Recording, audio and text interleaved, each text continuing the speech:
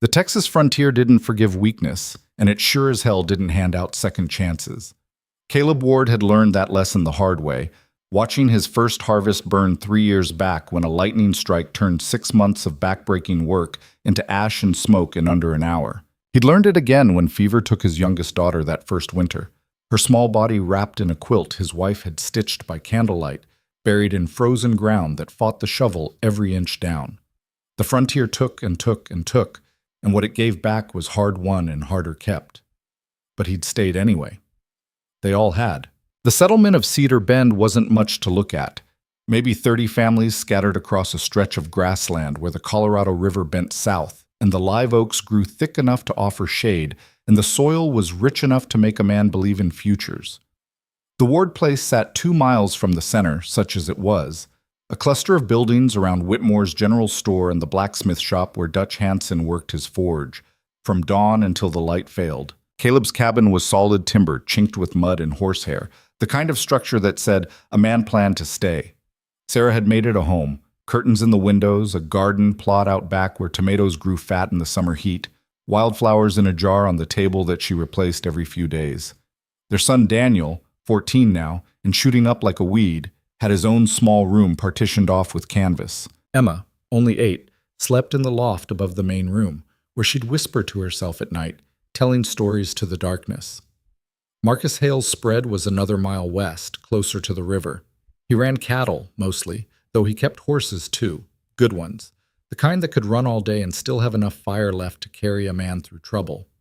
Marcus had come to Texas the same year as Caleb, but he'd come alone.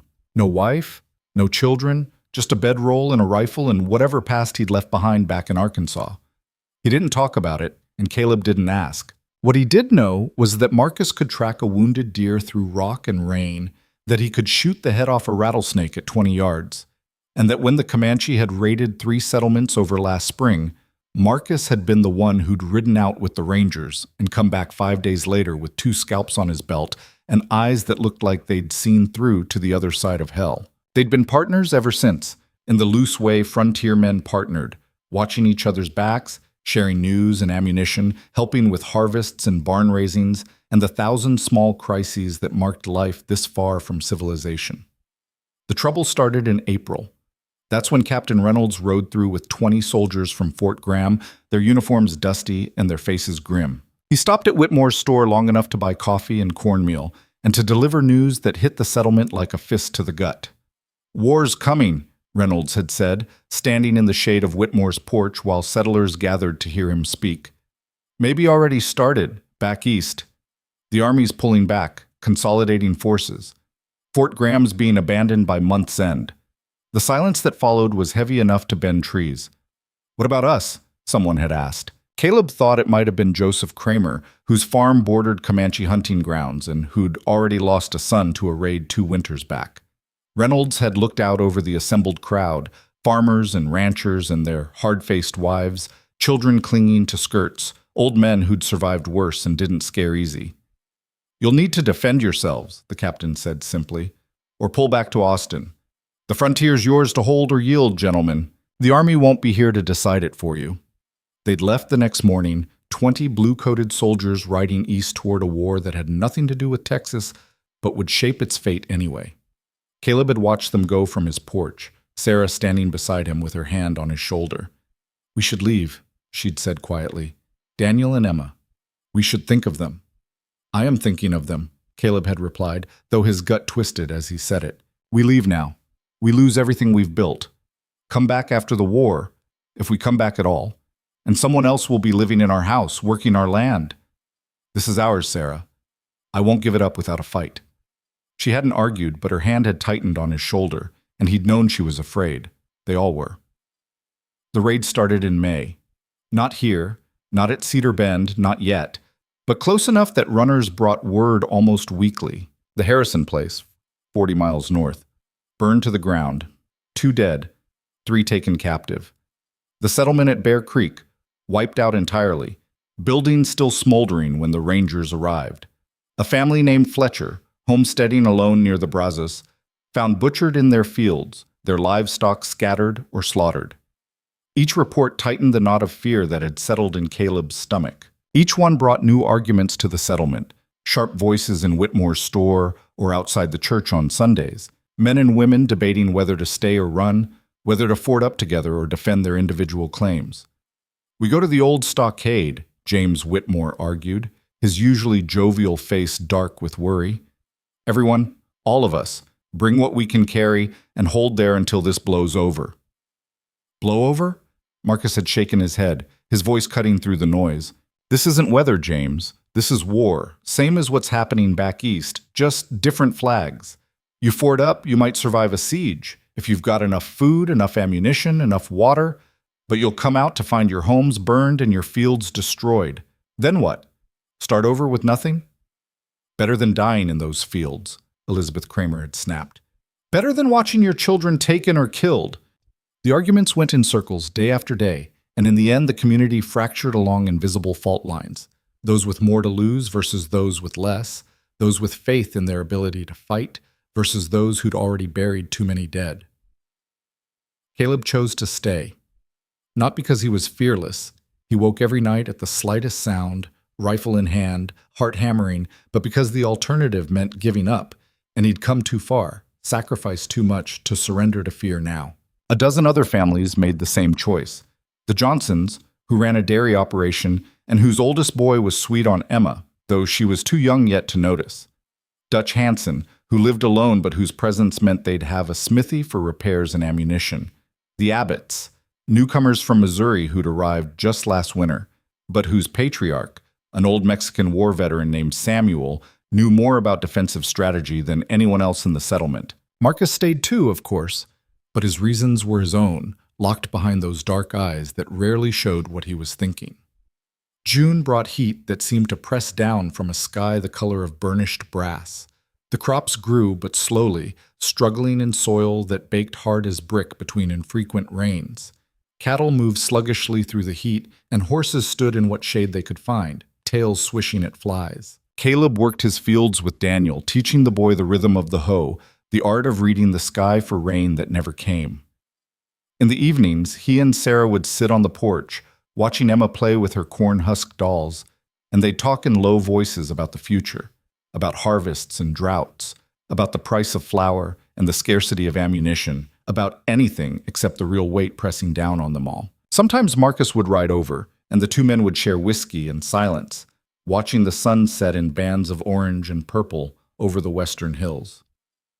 "You ever think about leaving?" Caleb asked one night, the question falling into the quiet like a stone into still water. Marcus took his time answering, rolling the whiskey around in his cup. "Every damn day," he finally said. "But thinking and doing are different animals. Why stay then?" Marcus looked at him, and something flickered in those dark eyes, something old and weary and resigned. "Because I've run before," he said. "From Arkansas, from what I was, from mistakes I can't undo. Figured maybe here I'd stop running, make a stand somewhere it mattered. Even if it kills you? Especially then." Marcus drained his cup and stood, setting it on the porch rail. "We all die, Caleb. Question is whether we die for something or just because our time ran out. I'd prefer the former, if I get a choice." He'd ridden off into the gathering darkness, and Caleb had sat there thinking about running and standing, about choices and consequences, until Sarah came out and led him to bed. The first real scare came in mid-June. Daniel had been out checking the east fence line, a job Caleb had given him to teach responsibility, though he'd regretted it every second the boy was out of sight. When he came tearing back on the old mare they used for farm work, the animal lathered and blowing.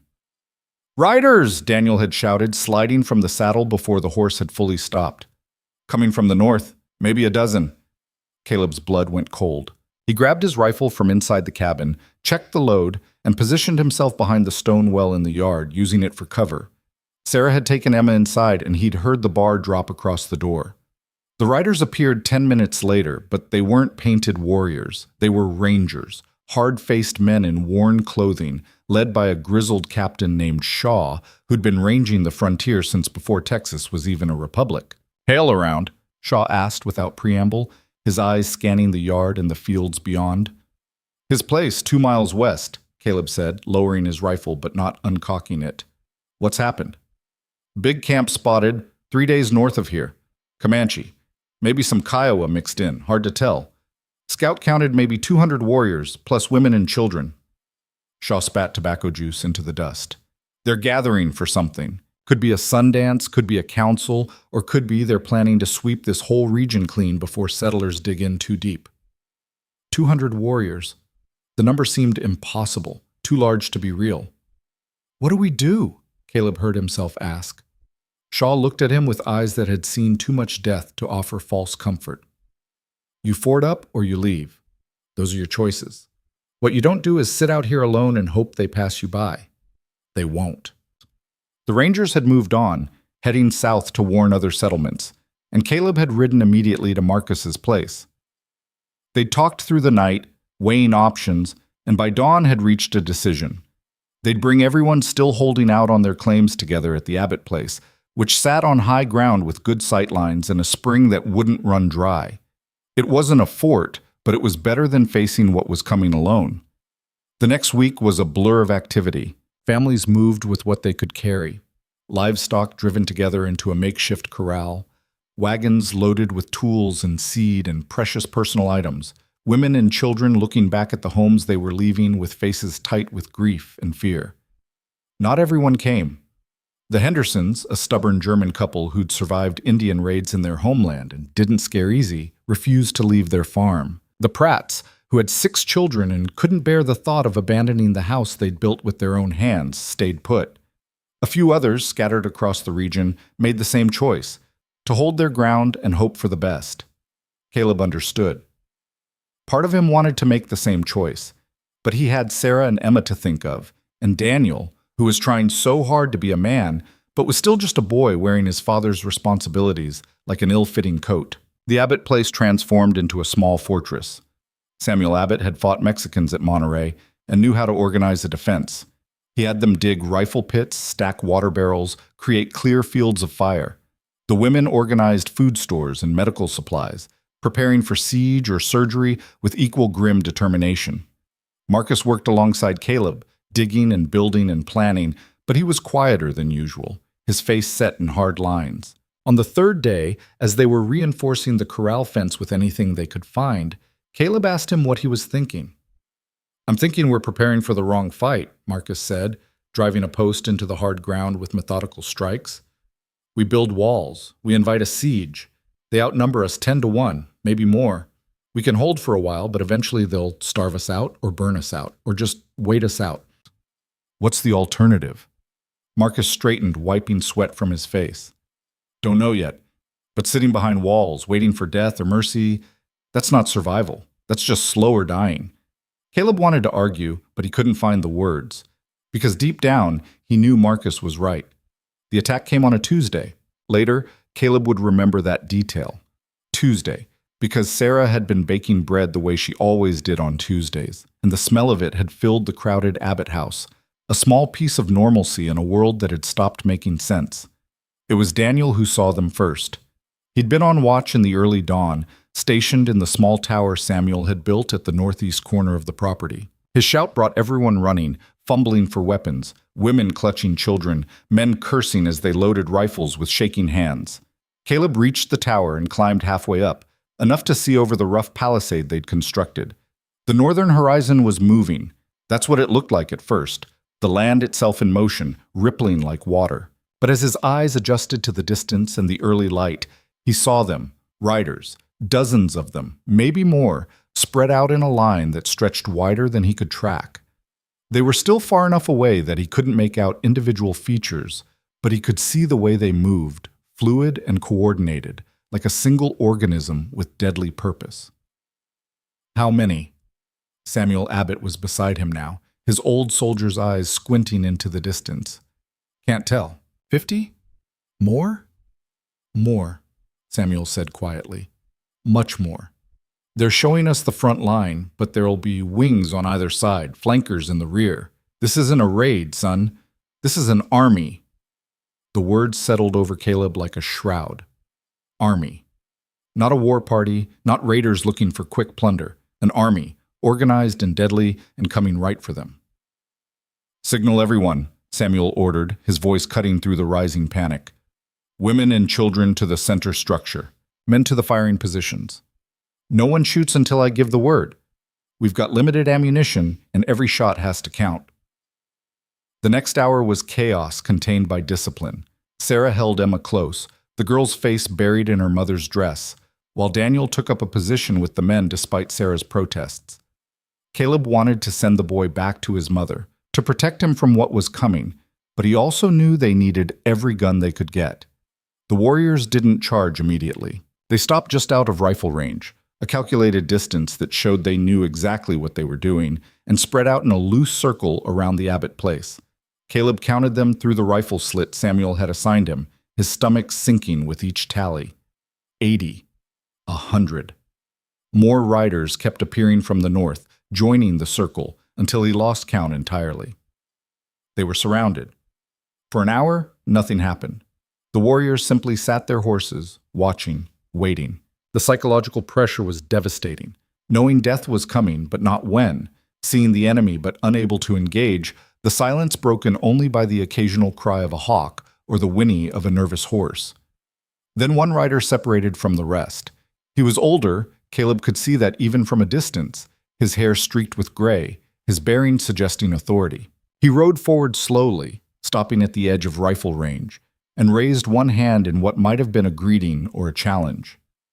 "Anyone here speak Comanche?" Samuel asked, his voice tight.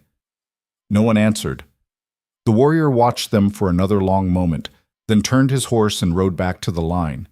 He spoke to the others, gesturing toward the settlement, and then everything happened at once. The attack was nothing like Caleb had imagined. There was no wild charge, no screaming warriors pouring over their defenses. Instead, the Comanche broke into smaller groups, each with a specific target. One group set fire to the fields south of the settlement, the dry grass catching immediately and sending up towers of smoke. Another drove off the livestock, scattering cattle and horses with practiced efficiency. A third group circled the perimeter, firing arrows that arced over the palisade, forcing defenders to keep their heads down. "Hold your fire!" Samuel kept shouting. "Wait for clear shots!" But there were no clear shots. The warriors never stayed still long enough, never came close enough, using tactics honed over generations of warfare against enemies with guns. They were testing the defenses, probing for weaknesses, all while destroying everything outside the walls. The smoke grew thicker, blown toward them by the wind, and soon Caleb was coughing, eyes streaming, trying to track targets through a haze that reduced the world to vague shapes and movement. Then came the fire arrows. They struck the roof of the outer barn first, the dry shingles catching immediately. Someone, Caleb thought it might have been Dutch Hansen, ran out with a bucket of water, but an arrow took him in the shoulder and he went down hard. Two more men dragged him back to cover, but the barn was lost, flames spreading faster than they could fight them. More fire arrows came, a steady rain of them, and soon 3 buildings were burning. The smoke was choking now, black and oily, and through it Caleb could hear screams, whether from their own people or from the warriors, he couldn't tell. "We can't hold here," someone shouted. "We have to run." "Where?" Marcus's voice cut through the chaos, cold and clear. "They've got us surrounded. We run, we die in the open. At least here we've got some cover." But even as he said it, Caleb knew the truth. Cover didn't matter if they burned alive. The fire was spreading, eating through the dry timber of the buildings they'd thought would protect them. Samuel Abbott made the decision. "Fall back to the main house. Everyone now. Grab what you can and move." They ran through the smoke and chaos, women clutching children, men firing blindly behind them to cover the retreat. Caleb had Emma in his arms, Sarah beside him with a bag of supplies, Daniel bringing up the rear with his rifle. An arrow hissed past Caleb's head, so close he felt the wind of its passage. Another struck the ground at his feet. He didn't stop, didn't look back, just ran for the stone house that Samuel had built to last, praying they'd reach it before the warriors realized they were exposed. They made it, all of them, cramming into a structure meant for one family, bodies pressed together, breathing hard, the smell of smoke and sweat and fear thick in the air. Outside, the burning continued. Through the narrow windows, Caleb watched their supplies burn, the animals scatter, everything they'd brought together in desperate hope going up in flames. The assault lasted until nightfall. By then, most of the outer structures were destroyed, and the warriors had pulled back, their silhouettes visible against the burning buildings, watching and waiting. "Why aren't they finishing us?" someone whispered in the darkness. "Because they don't need to," Marcus said quietly. "They've already won. No food, no water, except what we brought inside, no supplies. They can just wait us out now, pick us off when we try to leave." Caleb held Sarah and Emma close, feeling Daniel pressed against his other side, and stared out at the burning settlement. Tomorrow would bring more death, more loss. But for tonight, they were alive. That would have to be enough. The night was endless. They took turns on watch, weapons ready, staring out into the darkness beyond the fires that slowly burned themselves out. The warriors didn't attack again, but their presence was felt, occasional calls echoing across the darkness, the sound of horses moving in the distance, the certain knowledge that eyes were watching, waiting. Dawn came gray and smoke-stained. The settlement that had been their refuge was now a graveyard of burned timber and ash. Bodies lay in the yard. Dutch Hansen, who died of his arrow wound during the night. Elizabeth Kramer, who'd been struck by a stray bullet during the retreat. Two others whose names Caleb couldn't bring himself to think about yet. Samuel Abbott looked like he'd aged 20 years overnight. He stood at the window staring out at the devastation, his military bearing finally broken by the weight of what he'd failed to prevent. "We have to surrender," James Whitmore said, his voice hollow. "Send someone out to negotiate. They'll let the women and children go at least. That's how it works." "That's not how it works," Marcus said flatly. "You surrender. You're hostages at best, dead at worst. And the women?" He stopped, jaw tight, but everyone understood what he wasn't saying. "Then what?" Sarah asked, her voice surprisingly steady. "We wait here until we die of thirst? Until they burn this house around us?" "We fight our way out," Daniel said suddenly. His voice cracked on the words, still caught between boy and man, but his eyes were hard. "We've got horses in the back corral, the ones that didn't scatter. We could make a run for it, head south, try to reach the next settlement." "With 30 people?" Samuel shook his head. "Half of them children? We'd be cut down before we made a mile." The arguments went in circles, desperation making everyone sharp-edged and irrational. Caleb listened to it all, holding Emma and watching Marcus, who'd gone very quiet in the corner, his eyes distant. Finally, Marcus stood. "There's another option," he said. Everyone turned to look at him. "Someone rides out, alone. Fast horse, light load. Makes it through their lines before they can organize a pursuit." His voice was calm, matter-of-fact, like he was discussing weather. "Gets to Fort Graham or Austin, brings back help." "The fort's abandoned?" someone objected. "You said so yourself." "The fort, yes. But the Rangers are still working the territory. Get word to them. They might be able to organize a relief force." Marcus met Caleb's eyes across the room. "It's a long shot, but it's better than what we've got now." "Who would go?" Whitmore asked. "Who could possibly make it through 100 warriors?" Marcus smiled then, a cold, hard expression that held no humor. "I could." The silence that followed was absolute. "That's suicide," Samuel finally said. "Marcus, I know you're good, maybe the best tracker and rider I've ever seen, but even you can't. Watch me." 2 words, flat and final, cutting off all argument. Caleb stood, passing Emma to Sarah. "Then I'm going with you." "No." Marcus shook his head. 2 riders are twice as easy to spot, and these people need you here. You're their anchor, Caleb, whether you know it or not. He paused, something flickering across his face. "I'm expendable." "You're not." "Bullshit," Caleb said quietly. "You think I'm letting you ride out there alone to die?" Marcus looked at him for a long moment, and something shifted in his expression, something like gratitude or regret, or both. "I'm not planning on dying," he said. "But if I do, at least it'll be for something that matters." He turned to Samuel. "I need the fastest horse you've got left, a rifle, ammunition, water for 3 days. And I leave in an hour, soon as I can scout their positions in full daylight and find the weakest point in their line." "Marcus, Caleb started. "Take care of them," Marcus interrupted, gesturing to the people crowded into the room, families, neighbors, survivors. "That's your job now. Mine is to make sure they have a chance at seeing tomorrow." An hour later, Marcus was ready.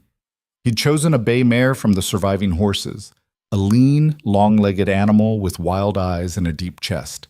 He'd stripped his gear down to essentials: rifle, ammunition, water skin, a small bag of dried meat. Nothing else. Caleb walked him to the back door, where the corral gave some cover from watching eyes. "You're going to get yourself killed," Caleb said, trying to keep his voice steady. "Probably," Marcus agreed. He swung into the saddle, checking the rifle one more time. "But you know what? I've been half dead for years, Caleb. Since Arkansas. Since before. Maybe this is what I need. One clean thing, one right thing, to make up for all the wrong. This isn't about redemption, Marcus. This is about survival." "Maybe for you." Marcus gathered the reins, looking down at his friend. "But for me, it's always been about redemption. I just didn't know it until now." He kicked the mare into motion before Caleb could respond, bursting from the corral at a full gallop, heading south where the warrior line was thinnest. Caleb watched him go, watched the bay mare stretch out into a dead run, watched Marcus lean low over her neck, becoming one with the animal, pure speed and desperate courage against impossible odds. The warriors saw him immediately. Shouts went up along the line, and riders wheeled their horses, starting to pursue. But Marcus had chosen his moment perfectly, catching them at the shift change when attention was divided and response was slow. He was through the line before they could close it, the mare flying across the grassland, and for a moment Caleb thought he might actually make it. Then he saw the flankers, warriors who'd been positioned further out, anticipating exactly this kind of move. They were cutting across at an angle, trying to intercept, and it was going to be close, too close. Marcus saw them too. He turned the mare slightly, heading for a gap between two riders. And Caleb saw the rifle come up, saw Marcus fire one-handed at full gallop, an impossible shot that took one warrior from his horse. The mare burst through the gap, and then Marcus was past them, still running, disappearing into the distance and the morning haze. The warriors pursued, but only for a few hundred yards. Then they pulled up, regrouping, and Caleb understood. They were confident enough in their siege that one escaping man didn't matter. They'd still have their victory here. Unless Marcus succeeded. Caleb turned back to the house, where faces pressed against windows, watching, waiting. Sarah was there, Emma beside her, both looking at him with questions in their eyes. He had no answers to give them, only hope, thin and fragile as morning mist, that somewhere out there, in the endless Texas wilderness, Marcus Hale was still riding, still fighting, still refusing to give up. The sun climbed higher, burning away the smoke, and in the stone house at the heart of the burned settlement, 30 survivors waited to see if their gamble would pay off or if they'd bet everything on a man riding toward death. Either way, there was no going back now. The die was cast, and all they could do was hold on and pray that help would come before hope ran out entirely. The first day after Marcus left, they rationed water. Samuel Abbott made the calculation with the grim precision of a man who'd seen sieges before, measuring what they had against mouths that needed to drink and bodies that sweated in the merciless heat. 3 days, he announced quietly to Caleb and the other men. Maybe 4 if they were careful, if the children didn't cry too much, if nobody got wounded and feverish. After that, they'd have to make a choice between dying of thirst or making a run for the spring 200 yards outside the walls, fully exposed to warrior fire. "Marcus will be back before then," Caleb said, though the words felt hollow even as he spoke them. Samuel just looked at him with eyes that had stopped believing in miracles somewhere around Monterey. The second day brought heat that seemed to rise from the earth itself, turning the stone house into an oven. They opened the windows at night for air, but had to close them again at dawn before arrows could find their way inside. Emma developed a fever. Nothing serious yet, just the stress and heat and fear working on a child's body. But Sarah held her constantly, whispering comfort that neither of them believed. Daniel had stopped talking almost entirely. He sat by his rifle port, watching the warriors who watched them back, his young face settling into lines that aged him beyond his 14 years. Caleb wanted to tell him something, anything, that would give the boy back his childhood, but the words wouldn't come. Childhood was over for all of them now. On the third day, the warriors began to move closer, not attacking, just tightening the noose, riding their circuit within easy rifle range, demonstrating their control. They'd wave sometimes, mocking gestures that needed no translation. A few would dismount and sit in the shade of their horses, eating dried meat and drinking from water skins, making sure the besieged could see every swallow. "They're playing with us," James Whitmore said bitterly, "like cats with a mouse." "They're being practical," Samuel countered. "Why waste warriors on an assault when thirst will do the work for them? It's what I do." That night they held a council. Every adult crammed into the main room of the stone house, leaving the children in the back rooms with the oldest girls to watch them.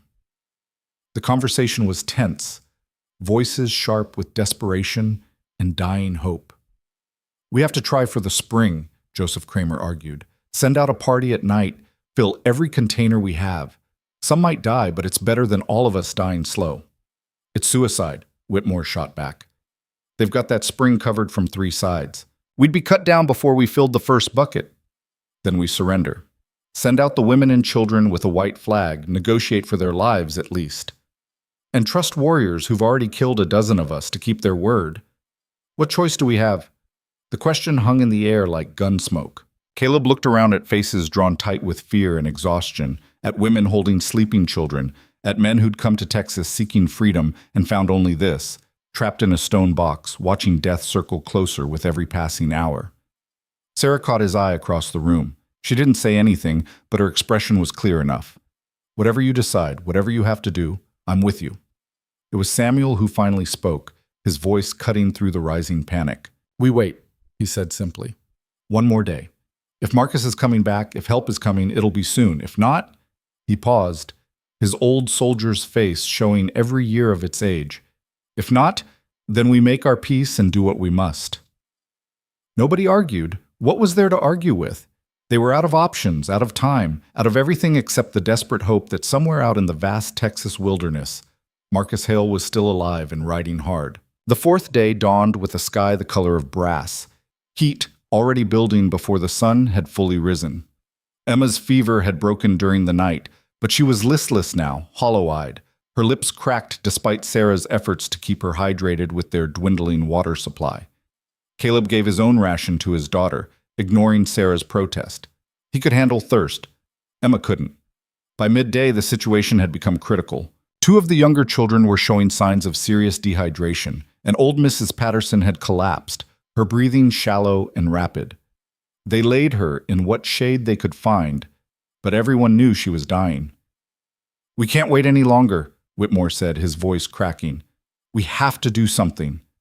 "Like what, James?" Caleb asked, too tired to keep the edge from his voice. "You want to lead a charge out there? Be my guest. But don't ask me to watch my family cut down for nothing." Before Whitmore could respond, Daniel's voice cut through the argument. "Riders! Coming from the south!" Every head turned. Every heart stopped. Caleb was at the window in 3 strides, pressing his face against the narrow opening, squinting into the shimmering heat haze. At first he saw nothing. Then, gradually, shapes emerged from the distortion. Horses, moving fast, kicking up dust that rose like smoke in the still air. "How many?" Samuel was beside him, his old eyes straining. "Can't tell. 5, maybe 6. Could be more behind them." "Rangers?" "Maybe. Or just more warriors." They watched in tense silence as the riders drew closer, close enough to make out details. Close enough to see that these weren't warriors. They wore shirts and hats, sat their saddles in the easy way of men born to horses in open country. And in the lead, on a bay mare that looked ready to drop from exhaustion, rode Marcus Hale. The cheer that went up inside the stone house was unlike anything Caleb had ever heard. Pure relief given voice, hope resurrected from the edge of extinction. Children started crying, women hugged each other, and even Samuel Abbott's lined face cracked into something resembling a smile. But Caleb kept watching, and his initial surge of relief began to curdle into something else. Because Marcus wasn't riding toward them. He was riding toward the warrior camp. "What's he doing?" someone asked, confusion replacing celebration. "I don't know," Caleb said quietly, "but I don't think he brought an army." He was right. The riders with Marcus, 5 of them, Caleb could count now, were rangers, hard men who looked like they'd been carved from the same stone as the land they protected. But 5 rangers weren't going to break a siege. 5 rangers couldn't do anything except die alongside them. unless Marcus had something else in mind. They watched as Marcus and his companions reined in about 300 yards from the warrior encampment, well out of arrow range, but close enough to be seen clearly. Marcus dismounted, moving stiffly. Caleb could see, even at this distance, that his friend was hurt, favoring his left side, and began to walk forward, alone, his hands raised and empty. "He's insane," Samuel breathed. "They'll kill him before he gets within shouting distance." But they didn't. The warriors watched his approach, weapons ready but not raised, and after a moment one of them, the older man with gray-streaked hair who'd ridden forward on the first day, nudged his horse forward to meet Marcus halfway. "What I wouldn't give to hear that conversation," Whitmore muttered. They couldn't hear it, of course, but they could see it. Marcus standing straight despite his obvious exhaustion and pain, the warrior chief on his horse looking down, both men talking while behind them 2 worlds watched and waited. The conversation lasted perhaps 10 minutes. Then Marcus turned and walked back to where the rangers waited, mounted his exhausted mare, and the 6 of them rode straight for the stone house. This time, the warriors didn't try to stop them. Marcus made it through the door and immediately collapsed against the wall, sliding down until he sat on the floor, breathing hard. His shirt was soaked with sweat and dust and what looked like dried blood. His left arm hung at an odd angle, and his face was gray beneath the dirt and stubble. "Water," he croaked. Sarah was there instantly with one of their precious cups, and Marcus drank like a man returned from hell, which Caleb supposed he was. "What happened?" Caleb asked, kneeling beside his friend. "What did you tell them?" Marcus finished the water and closed his eyes for a moment, gathering strength. When he opened them again, they held something Caleb had never seen there before. Not fear, not exhaustion, but a kind of resigned determination that was somehow worse than both. "I made a deal," Marcus said simply. "What kind of deal?" "The kind that keeps you all alive." He looked around at the assembled crowd, 30 desperate people hanging on his every word. Their chief, his name is Iron Jacket, lost his son in a raid last year, killed by settlers over near the Brazos. He's been planning this campaign for months, gathering warriors, making alliances. This isn't just about land or horses. It's about blood debt. "So we're dead," someone said flatly. "Not necessarily." Marcus shifted, wincing as his injured arm protested. "Iron Jacket is old school. He believes in honor, in personal combat, in the old ways. I challenged him." The silence that followed was absolute. "You what?" Samuel finally asked. "I challenged him to single combat. Me against his champion. If I win, you all go free and they withdraw. If I lose," Marcus shrugged his good shoulder. "Well, the outcome's the same either way for you. But at least this way you've got a chance." "Marcus, that's..." Caleb couldn't find words. "That's suicide. You can barely stand, you're injured, you haven't slept in 4 days." "I know what I am," Marcus interrupted quietly. "But it's the only play we've got, Caleb. Iron Jacket agreed because he respects courage, even in an enemy, and because his champion is a warrior named Broken Lance, who's killed 7 men in single combat and never taken a wound. Iron Jacket thinks this is easy honor for his people and a mercy for you, 1 death instead of 30. "When?" Samuel asked, his military mind already working through the implications. "Noon tomorrow. Gives me time to rest, patch myself up. Not that it'll matter much." Marcus looked at Caleb, and something in his expression made Caleb's chest tighten. "I need you to do something for me. Anything. If I lose, when I lose, you take these people and you run. The deal is that Iron Jacket lets you go, but deals can be broken. So you don't wait around to see if he keeps his word. You gather everyone, you take the horses those rangers brought, and you ride south like hell itself is chasing you. Don't stop. Don't look back.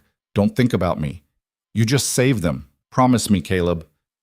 Caleb wanted to argue, wanted to tell Marcus he was wrong, that there had to be another way.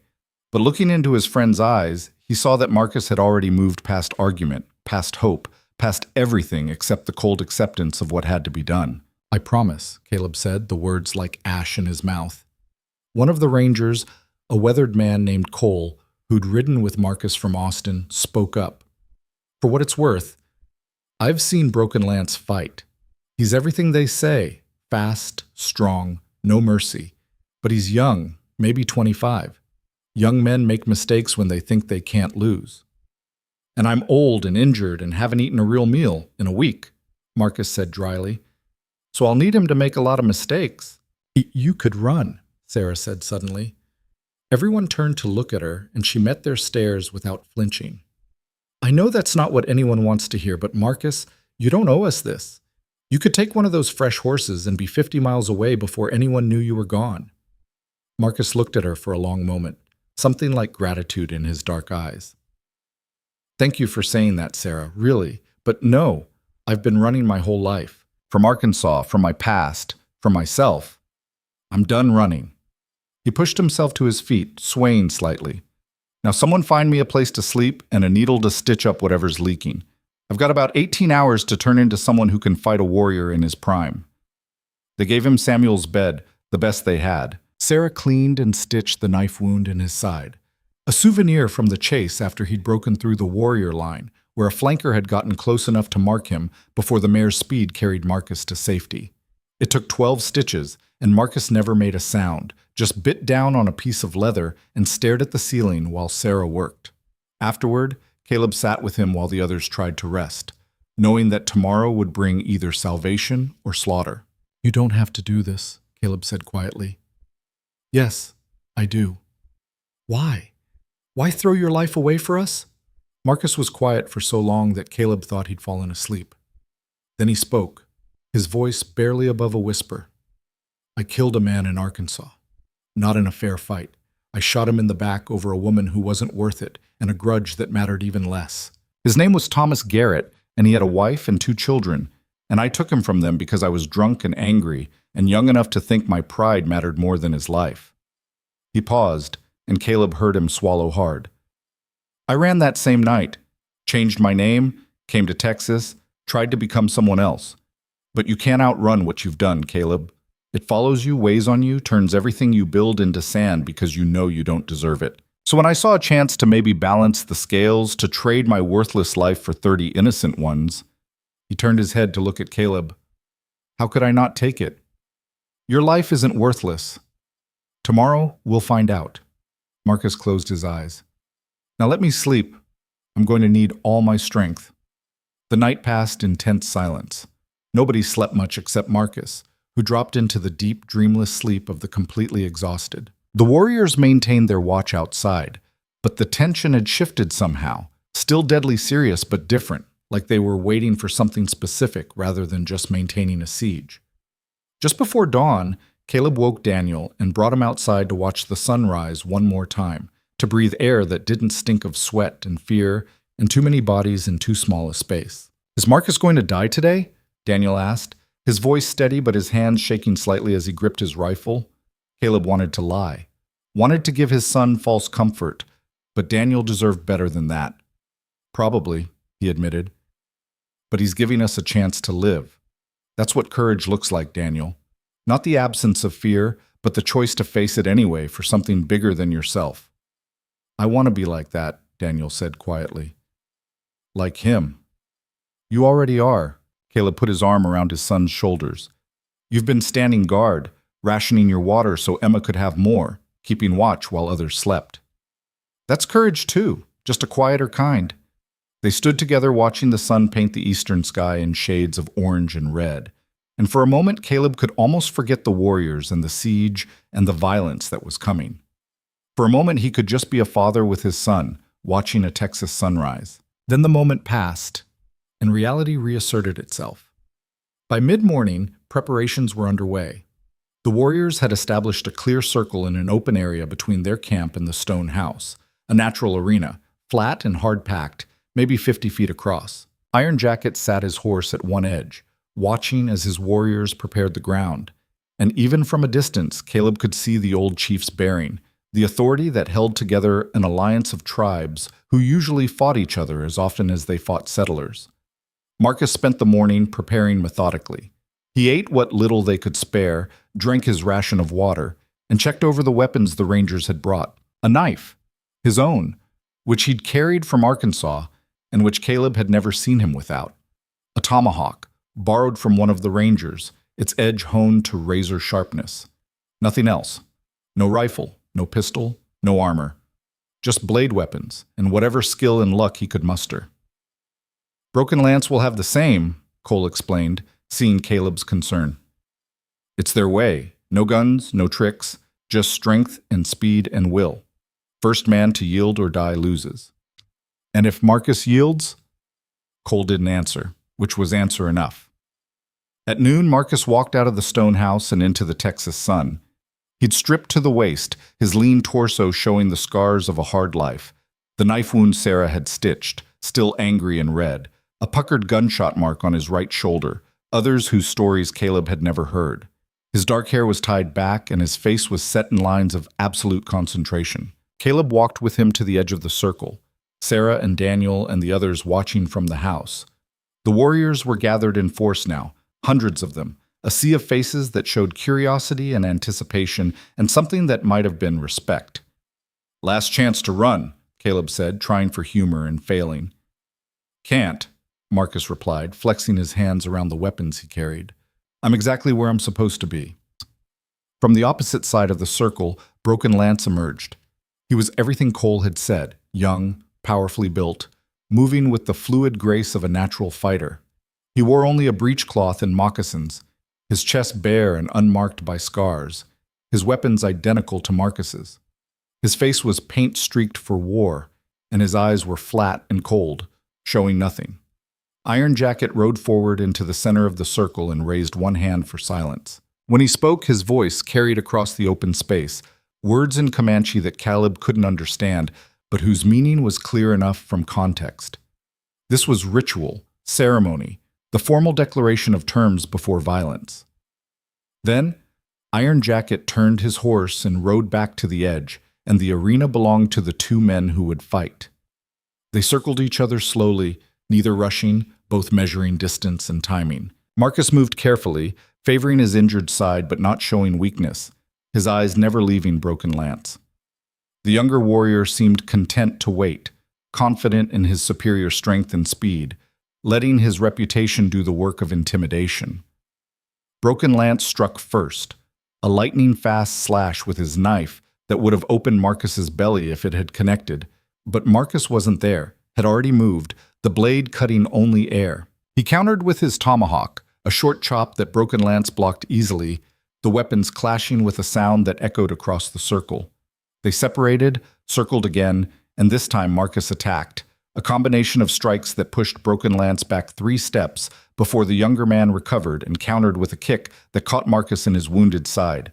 Caleb saw his friend's face go gray, saw him stumble, and thought it was over. But Marcus kept his feet, kept moving, and when Broken Lance pressed the advantage, Marcus used the warrior's momentum against him, stepping inside a knife thrust and slamming the tomahawk handle into Broken Lance's jaw. It wasn't a killing blow, but it drew first blood, and the warriors watching gave a collective sound that might have been approval. The fight settled into a brutal rhythm, attack and counter, strike and block, two men who knew death intimately and weren't afraid to meet it face to face. Broken Lance was faster, stronger, younger, but Marcus fought with the cunning of experience, making the younger man work for every advantage, turning the fight into a war of attrition. Minutes passed, then more. Both men were bleeding now, Marcus from his reopened side wound and a cut across his left arm, Broken Lance from a gash on his shoulder and another across his ribs. They were tiring, movements becoming slower, breathing harder, sweat mixing with blood in the noon heat. Then Broken Lance made his mistake. He overextended on a knife thrust, putting all his weight forward, and Marcus saw it. He dropped his tomahawk, caught the young warrior's wrist with both hands, and twisted hard. There was an audible crack, and Broken Lance's knife fell to the dirt. For a moment, they stood locked together, and Caleb held his breath, thinking it was over. Marcus had won. But Broken Lance wasn't done. With his good hand, he grabbed Marcus's throat, squeezing, forcing his enemy back. Marcus tried to break the grip, but his strength was failing, the 4 days of hardship and the wound in his side taking their toll. They went down together, rolling in the dirt, grappling like animals, and Caleb lost sight of who had the advantage. The warriors were shouting now, a wall of sound that built and built. Then, suddenly, it was over. Both men lay still in the center of the circle. For a terrible moment, Caleb thought they were both dead, that the fight had ended in mutual destruction. Then Marcus moved. Slowly, painfully, He pushed himself to his knees. His face was a mask of blood and dirt, his breathing ragged, but he was alive. Broken Lance didn't move. The silence that fell was absolute. Iron Jacket dismounted and walked into the circle, kneeling beside his fallen champion. He checked for a pulse, found one, and stood, his face unreadable. Then, slowly, the old chief walked to where Marcus knelt and placed one hand on his shoulder. He spoke in Comanche, words that sounded like acknowledgement, like respect, like something that transcended the boundaries of language and culture. Marcus looked up at him and nodded once, understanding if not the words, then the intent behind them. Iron Jacket turned to his warriors and spoke again, his voice carrying command. Then he walked back to his horse, mounted, and rode away from the circle without looking back. The warriors followed, streaming away in groups and clusters, some casting glances over their shoulders at the white man who'd beaten their champion, others simply riding with faces set toward whatever came next. Within minutes, the siege was over. The enemy was gone, melted back into the vastness of the frontier, leaving behind only hoofprints and the memory of what might have been. Caleb ran to Marcus and caught his friend before he collapsed completely, lowering him gently to the ground. Sarah was there immediately with water and bandages, and the Rangers moved to form a protective perimeter, though the danger had passed. "You did it," Caleb said, his voice breaking. "You crazy son of a bitch, you actually did it." Marcus tried to smile, but his face was too swollen. "Told you I wasn't planning on dying." "You nearly did anyway." "Nearly doesn't count." They carried him back to the stone house, where Sarah went to work cleaning wounds and applying stitches while Marcus drifted in and out of consciousness. The others stood around in shock, unable to quite believe that they were alive, that the siege was over, that somehow Marcus Hale had faced down death and won. But as relief began to sink in, Caleb felt something else stirring, a cold dread that had nothing to do with warriors or sieges, because the captives hadn't been returned. Not yet. And somewhere in Marcus's fevered mumblings as Sarah worked on his wounds, Caleb caught fragments that made his blood run cold. "Horses. Need horses. 2 days, or they'll kill them all." "What's he talking about?" Sarah asked, looking up at Caleb with fear in her eyes. Caleb's hands clenched into fists as understanding crashed over him. Marcus hadn't won their freedom outright. He'd bought it with a promise that would require the entire community to deliver, and deliver fast. The siege might be over, but the real test was just beginning. Marcus woke near sunset, his eyes focusing slowly on the ceiling beams of the stone house.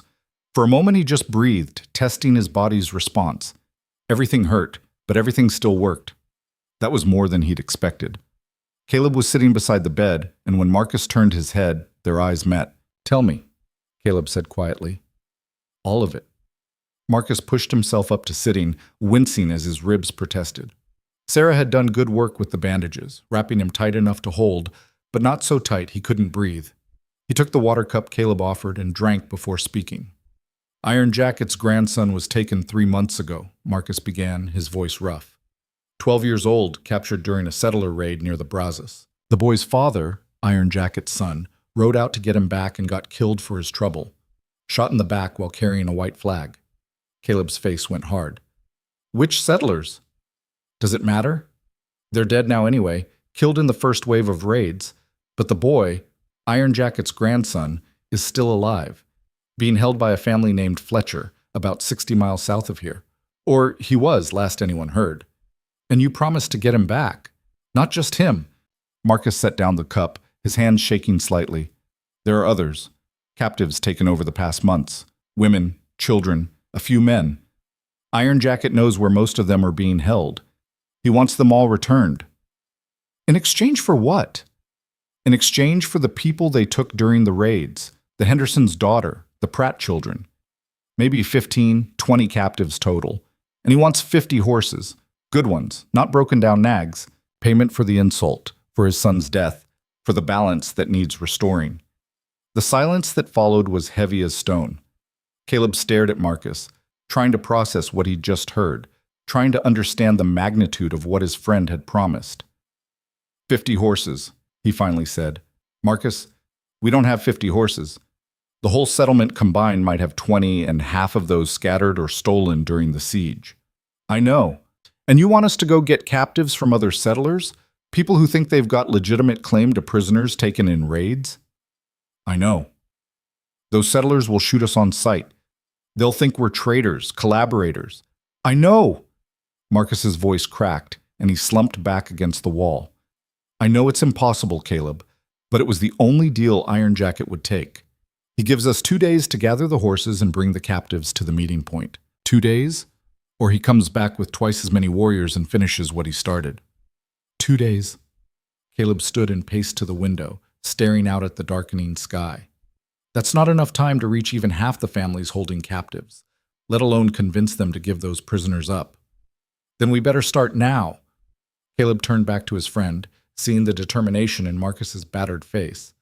You can't ride. You can barely sit up. Then you'll have to do it without me. Marcus met his eyes. But you have to try, Caleb. Those families the warriors took, the Hendersons, the Pratts, all of them. They're still alive, still out there. We don't do this, they die. And Iron Jacket will come back for the rest of us. Before Caleb could respond, the door opened and Samuel Abbott entered, his face grim. Behind him stood James Whitmore, Joseph Kramer, and several other men from the settlement. We heard, Samuel said without preamble. Cole told us what Marcus promised. He looked at the injured man on the bed. You had no right to make that deal for all of us. I had every right, Marcus replied evenly. I bought your lives with my blood. Now I'm asking you to help me keep that promise. By riding out to steal captives from other settlers? Whitmore's voice rose. By gathering horses we don't have? Marcus, this is insane. We should take what we've got and run south, get to Austin where there's real protection. And abandon the people the warriors took? Caleb asked quietly. Your neighbors? Your friends? They're probably dead already, Kramer said, though his voice lacked conviction. And even if they're not, what makes you think we can get them back? Because we don't have a choice. Caleb moved to stand beside Marcus's bed. Samuel, you're a military man. You know what it means to leave people behind. Can you do that? Can any of you? Samuel's jaw worked, and for a long moment he didn't speak. Then he sighed, the sound of a man accepting a burden he didn't want but couldn't refuse. No, he admitted, but that doesn't make this any less impossible. Then we make the impossible happen. Caleb looked around at the assembled men. We split up. Some of us go after the captives Iron Jacket wants returned. Others stay here and gather every horse within riding distance. We've got 2 days, 48 hours to pull off something that should take a week. But we're going to do it because the alternative is unthinkable. And who decides all this? Whitmore demanded. Who put you in charge, Caleb? Nobody. But Marcus can't ride. Samuel's needed here to organize the defense in case this goes wrong. And everyone else is either too old, too young, or too scared. Caleb's voice hardened. So I'm volunteering. Anyone wants to stop me, now's the time to speak up. No one did. The planning went late into the night. They spread out Samuel's old military maps on the table, marking locations where captives were known or believed to be held. The Fletcher place, 60 miles south. A family named Morrison, 40 miles east, who'd taken 2 Comanche women during a raid last year. A rancher called Pike, 30 miles west, who boasted about the 3 warriors he'd captured and put to work. Each location meant a hard ride, a dangerous conversation, and the very real possibility of violence. Settlers didn't give up their captives easily. Some saw them as property, others as leverage, still others as justice for their own losses. Convincing them to release prisoners for the sake of a deal with Iron Jacket would take more than words. It would take miracles. I'll take the Fletcher place, Caleb said, tracing the route with his finger. It's the farthest, but the grandson is the key to this whole deal. We don't bring him back. Nothing else matters. I'll go with you, Daniel said from the doorway. Everyone turned to look at the boy standing there, his rifle in his hands, his young face set with determination. Daniel, Sarah started. No, Ma, I'm going. Daniel stepped into the room. Pa needs help, and I can ride as well as anyone here. Better than some. He looked at his father. You can't do this alone. Caleb wanted to refuse, wanted to order his son to stay where it was safe. But looking at Daniel, at the way he stood, the way he held himself, he realized the boy was right. Daniel wasn't a child anymore. The siege had burned that away, leaving something harder and older in its place. "All right," Caleb said, and heard Sarah's sharp intake of breath. "But you do exactly as I say, when I say it. No arguments, no questions. Understood?" "Yes, sir." Cole, the ranger who'd come back with Marcus, volunteered to ride east to the Morrison place. "I know the family," he explained. "They're reasonable people. Might be able to talk sense into them." Samuel would stay at the Abbott place with most of the survivors, organizing the horse gathering. Every family that had survived the siege would contribute what they could, and riders would be sent out to neighboring settlements to borrow, trade, or buy whatever animals could be found. "We'll be lucky to get 30 horses," Samuel warned, "and that's if everything goes right." "Then we'll have to make 30 look like 50, Caleb replied. "Spread them out. Make it seem like there are more than there are." "You think Iron Jacket's going to fall for that?" "I think he wants this deal to work as much as we do. His grandson, the other captives, they matter to him. He'll accept what we bring if we show we made a real effort." Marcus, still weak but listening intently, added his voice. "Iron Jacket is old school, but he's not stupid. He knows what he's asking is hard, but he needs to see that we respect the deal, that we're honoring our word. Bring back his grandson and as many others as you can, show up with the horses we've gathered, and he'll meet us halfway." "And if he doesn't?" Whitmore asked. "Then we die," Marcus said simply. "But we die knowing we tried." They left before dawn, 3 groups heading in different directions. Caleb and Daniel rode south on the 2 best horses the Rangers had brought. Strong animals, well-rested, capable of the hard miles ahead. Sarah had packed what provisions she could spare, and she'd held Caleb close before he mounted, whispering prayers he didn't believe in, but appreciated anyway. "Bring him back safe," she'd said, meaning Daniel. "Whatever else happens, bring our son home." "I will," Caleb had promised, and hoped it was a promise he could keep. The ride south was brutal. They pushed the horses hard, stopping only to water them at creeks and springs, eating dried meat in the saddle. The summer heat was relentless, turning the air to something thick and heavy that sat in the lungs like smoke. Daniel kept pace without complaint, his face set in concentration, his body adapting to the rhythm of the ride. Caleb watched him from the corner of his eye, seeing Sarah in the boy's features, seeing himself in the determined set of his jaw. They reached the Fletcher place by mid-afternoon of the first day, the homestead sitting in a shallow valley where a stream ran year-round. It was a substantial operation. A large cabin, barn, corral, with maybe 20 head of cattle.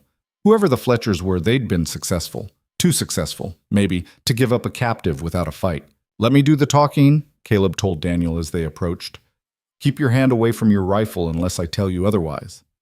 A man emerged from the cabin before they dismounted, a shotgun cradled in his arms. He was maybe 50, weathered and hard-eyed, with the look of someone who'd carved his place in this world with his bare hands and wouldn't let it go easy. "That's far enough," he called out. "State your business." "Name's Caleb Ward from Cedar Bend Settlement. This is my son Daniel. We're here to talk about a boy you're holding." The man's eyes narrowed. "I don't hold anybody. I've got a Comanche brat working for me, earned through blood and fire when his people raided my neighbor's place. That's not holding, that's justice." "His name is White Fox," Caleb said, using the name Marcus had given him. "He's 12 years old and his grandfather wants him back. His grandfather can go to hell. Boy stays here, works off the debt his people owe." Fletcher shifted the shotgun slightly. "Now, unless you've got business that doesn't involve taking what's mine, I suggest you ride on." Caleb felt Daniel tense beside him, but kept his own voice level. "There's a deal been made. We return the boy, along with other captives, and Iron Jacket releases our people and withdraws his warriors. Everybody lives, everybody goes home." "Iron Jacket?" Fletcher spat in the dust. "That butcher killed my brother-in-law and burned out 3 families I knew. You're asking me to give back his kin so he can raise another warrior to kill more of us? Not happening." "Then he'll come back with 200 warriors and kill you himself." Caleb took a step forward, ignoring the shotgun. "You think these walls will hold? You think you can fight off an army? Because that's what you're inviting if you refuse." "Let them come. I'll take as many as I can before they get me. And your wife?" Caleb gestured toward the cabin, where he could see a woman's face in the window. "Your children, if you have any.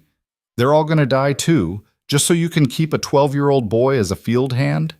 Fletcher's face went red, but before he could respond, another voice cut through the tension. "Let them have the boy, Jacob." The woman had stepped out onto the porch. She was thin, worn down by frontier life, but her eyes were clear and determined. "I've listened to that child cry himself to sleep every night for 3 months. I've watched him work until he drops, never complaining, never fighting back. Whatever his people did, he's just a boy, and I won't have his death on my conscience." "Ruth, no, Jacob. These men are right. We keep him. We're inviting war on our doorstep. We let him go. Maybe we get peace. Maybe we get to keep our home." She looked at Caleb. "The boy's in the barn. Take him. But if Iron Jacket breaks his word, if this comes back on us—" "It won't," Caleb said, though he couldn't know for sure. "You're doing the right thing, ma'am." Fletcher lowered the shotgun slowly, his face a mask of anger and resignation. "If I see that boy or any of his people near my land again, I'll kill them. You tell Iron Jacket that. Tell him some debts can't be paid." They found White Fox in the barn, a slight boy with dark eyes that showed no emotion when Caleb untied him from the post where he'd been secured. He looked half-starved, exhausted, but when Caleb spoke to him in the few Comanche words Marcus had taught him, words for friend and home and grandfather, something flickered in those dead eyes. Hope, maybe. Or just the last embers of it. They rode out with the boy on Daniel's horse, Daniel riding double behind him. White Fox said nothing, but Caleb saw the way he sat straighter as they put distance between themselves and the Fletcher place, saw the way his hands unclenched from the fists they'd been locked in. "You did good back there, Pa," Daniel said as they stopped to water the horses at a creek. "Talking them down instead of fighting. Violence is easy, son. It's the talking that's hard." Caleb watched White Fox drink from the stream, the boy cupping water in his hands like he'd been afraid to ask for it. But sometimes words work better than bullets. You remember that. They made camp that night in a stand of live oaks, building no fire for fear of attracting attention. White Fox ate the dried meat Sarah had packed with the desperate hunger of someone who'd been kept on minimal rations, and after he'd finished, he spoke for the first time. The words were in Comanche, but the meaning was clear enough from the boy's tone and expression. "Thank you," or perhaps something deeper, gratitude mixed with disbelief that he was really free, really going home. Daniel, surprising Caleb, pulled out a piece of hard candy he'd somehow kept hidden and offered it to the boy. White Fox took it slowly, studying it like it might be a trick, then popped it in his mouth. The smile that crossed his face was heartbreaking in its innocence. "He's just a kid," Daniel said quietly, settling down to sleep. "I thought he'd be different somehow. Dangerous, maybe. But he's just a scared kid who wants his family." "That's what most enemies are," Caleb replied. "Just people who want the same things we do. Safety, home, family. It's fear that makes us see monsters instead of men." They rode hard the next day, pushing north toward the meeting point Marcus had described, a bend in the Colorado River where ancient cottonwoods provided shade and the water ran clear and deep. They arrived by late afternoon, exhausted and saddle-sore, and found they weren't the first. Cole had made it back from the Morrison place with 2 Comanche women, both middle-aged, both bearing the marks of hard treatment. Samuel had sent riders out with 23 horses, not the 50 promised, but more than Caleb had dared hope for. The animals stood in a makeshift corral by the river, a mix of workhorses, riding stock, and a few quality animals that must have been someone's pride and joy.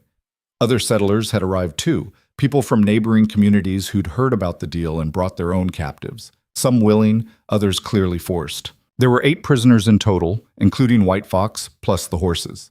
It wasn't 50 horses and 20 captives, but it was something. Marcus had been brought down from the Abbott place in a wagon, still too weak to ride but insistent on being present.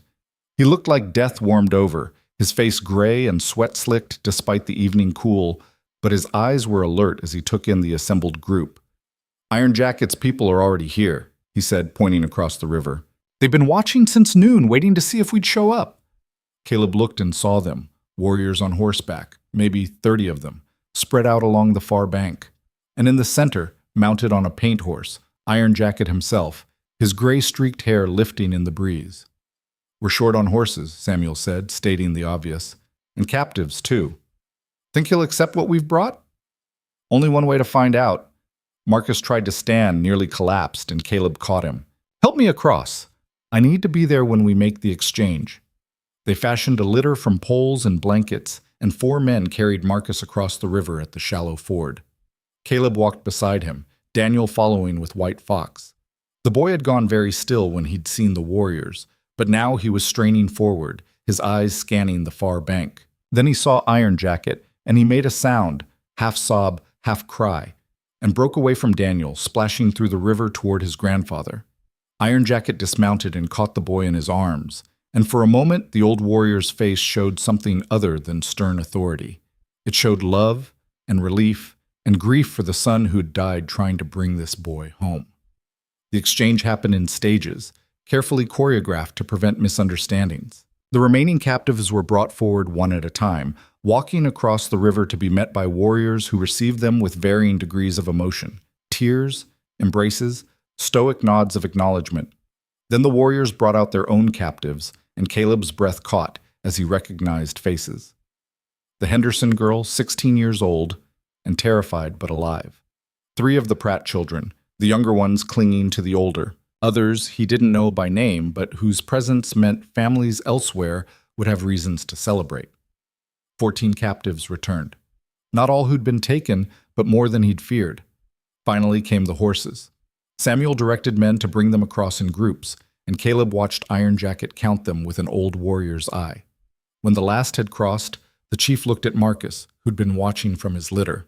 23 horses, Marcus said in broken Comanche, using the words he'd learned during his original negotiation. Not 50, but good horses, strong, and we brought your grandson, all captives we could find. Iron Jacket was silent for a long moment. Then he spoke, and though Caleb couldn't understand the words, he understood the tone. Disappointment, yes, but also acknowledgement that Marcus and his people had tried, had honored the spirit of the deal, even if they'd fallen short of the letter. The old chief said something else, and one of his warriors translated. Iron Jacket says you have fought with honor. His grandson is returned. The blood debt is not erased, but it is lessened. He will take the horses you have brought. He will not come to your settlements again if you do not come to his lands. And the other captives? Caleb asked. The ones we couldn't find? The translator spoke to Iron Jacket, who responded with a gesture that encompassed the world beyond the river. Gone. Taken by other tribes or dead or lost to the land. Some battles cannot be won, some losses cannot be restored. But today there is balance. Iron Jacket mounted his horse, White Fox sitting in front of him, the boy's head resting against his grandfather's chest. The old warrior looked down at Marcus one final time, and he raised his hand in what might have been salute or farewell or acknowledgement of something that transcended language. Then he turned his horse and rode north, his warriors following, the recovered captives with them, driving the small herd of horses that represented a debt paid if not fully satisfied. Caleb stood in the river and watched them go until they were just shapes on the horizon, then nothing at all. Around him, the returned settlers were reuniting with their families. Tears and laughter, and the desperate relief of people who'd expected to die and found themselves alive instead. Marcus was unconscious in his litter, the effort of the exchange having drained what little strength he'd recovered.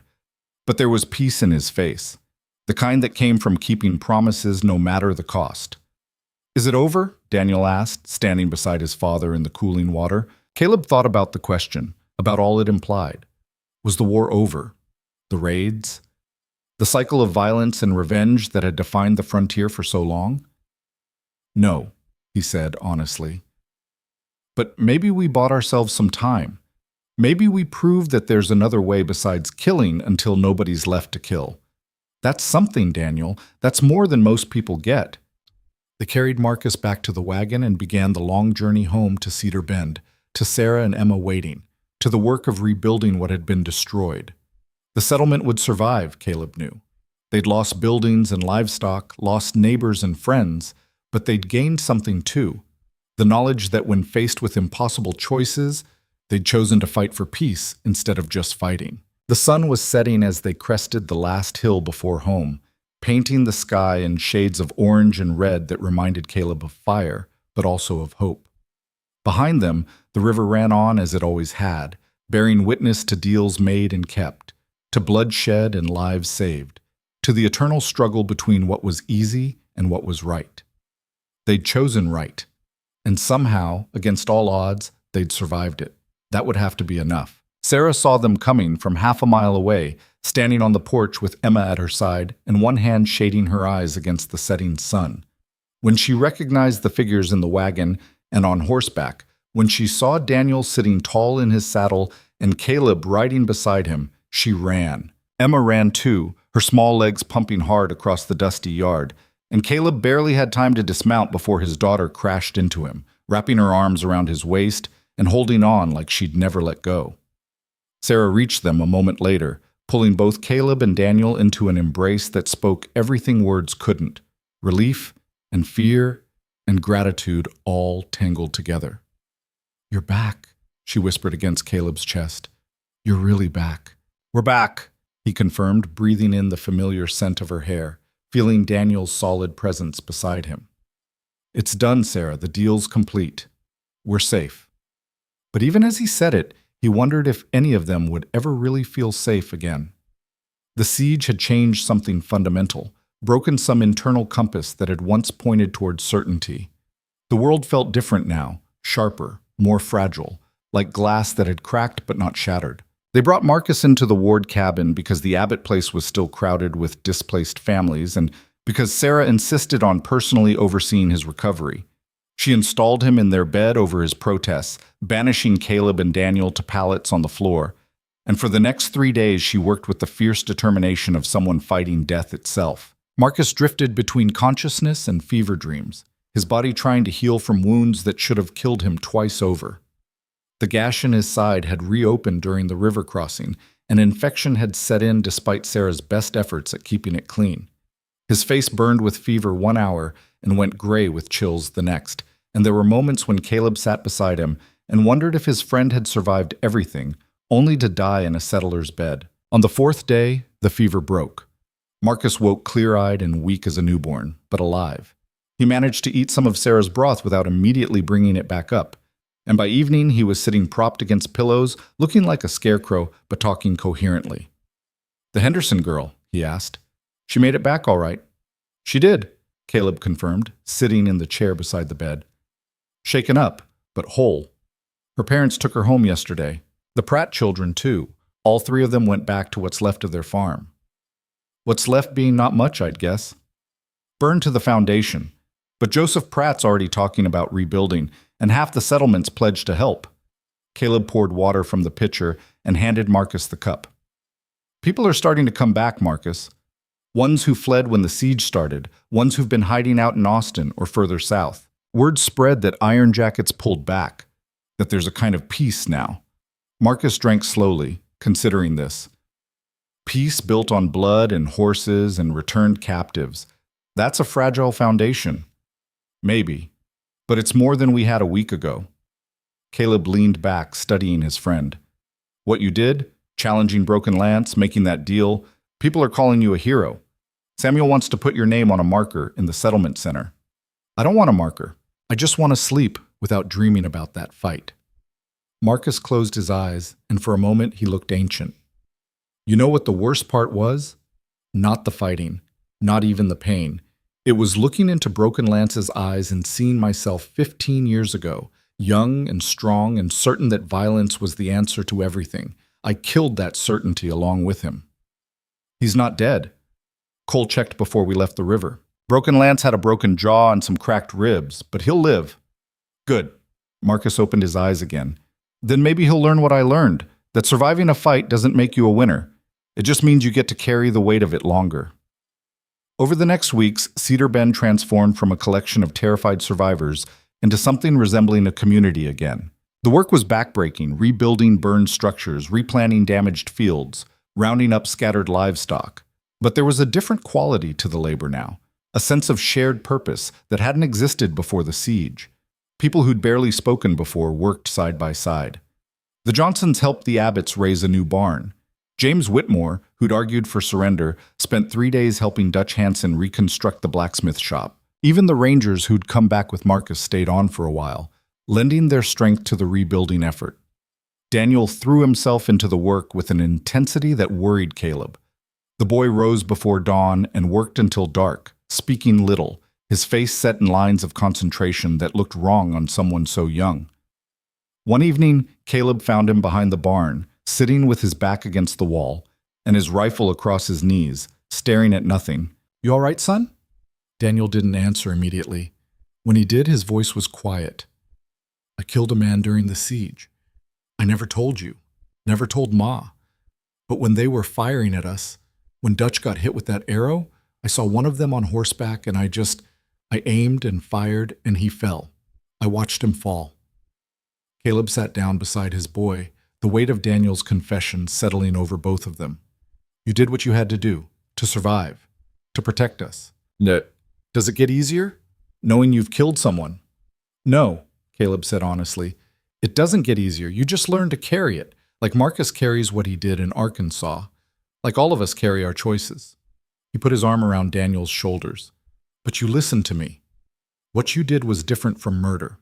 You were defending your family, your home. There's no shame in that. Then why do I feel sick when I think about it? Because you're a good person, Daniel. Bad people don't lose sleep over killing.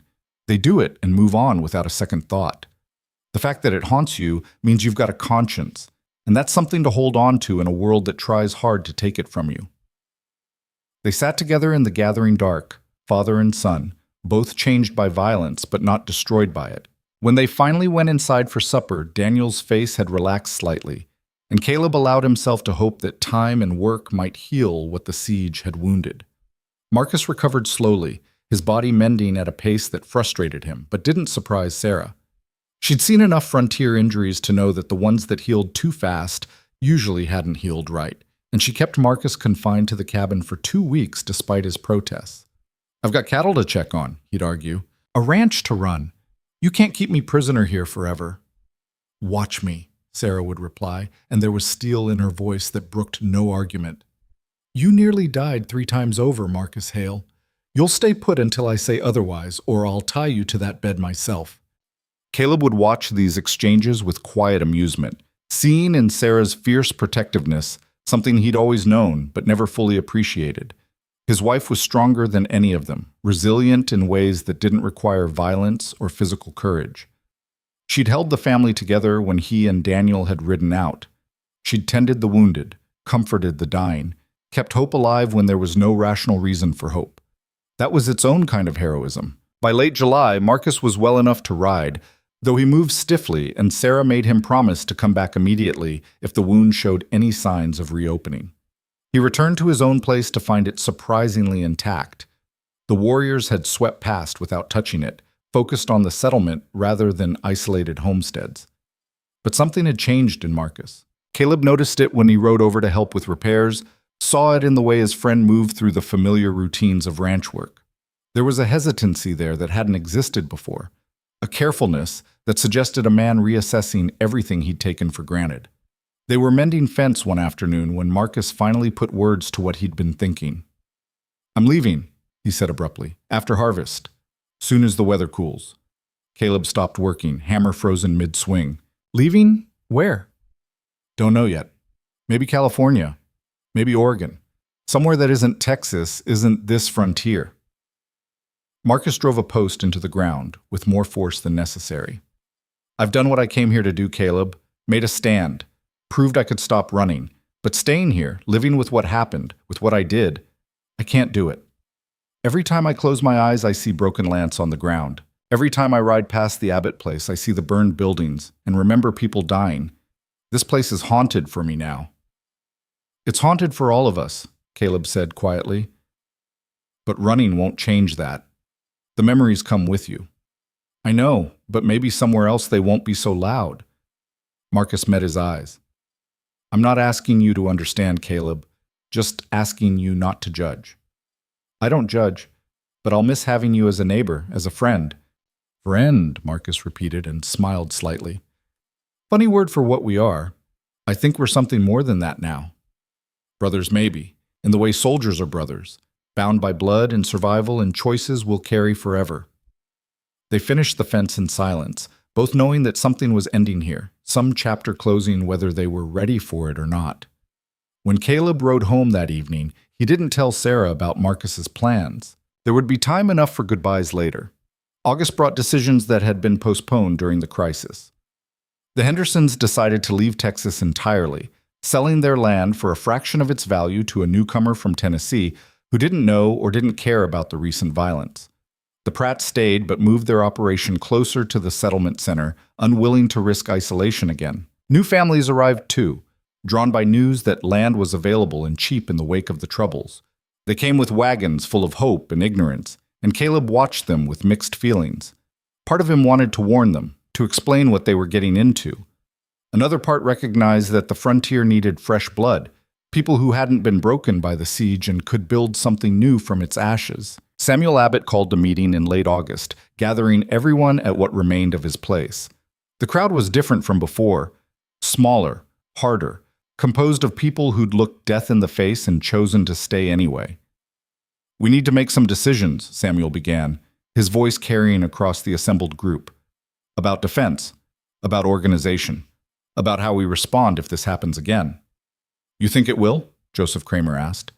"I thought we had peace with Iron Jacket." "We have an understanding with Iron Jacket," Samuel corrected. "That's not the same as peace. And there are other tribes, other war chiefs, other groups who might not respect whatever deal we made. So we need to be ready." The discussion that followed was practical and grim. They established a warning system, signal fires that could be lit from high points to alert the region to danger. They created a rotating patrol schedule, men taking turns riding the perimeter of the settlement. They stockpiled ammunition and medical supplies, and they designated the stone house as the primary defensive position if another siege occurred. "We're turning into a fort," Whitmore observed, not sounding happy about it. "We're turning into survivors," Samuel replied. "There's a difference. A fort just hides behind walls. We're learning to live with the danger, to adapt to it. That's how you last out here." Caleb listened to all of this from the back of the crowd, Daniel beside him. His son had been quiet during the meeting, but now he leaned close and whispered, "Are we always going to live like this? Waiting for the next attack?" "I don't know," Caleb admitted. "Maybe for a while, maybe forever. The frontier doesn't give guarantees, Daniel. It just gives chances. What we make of them is up to us."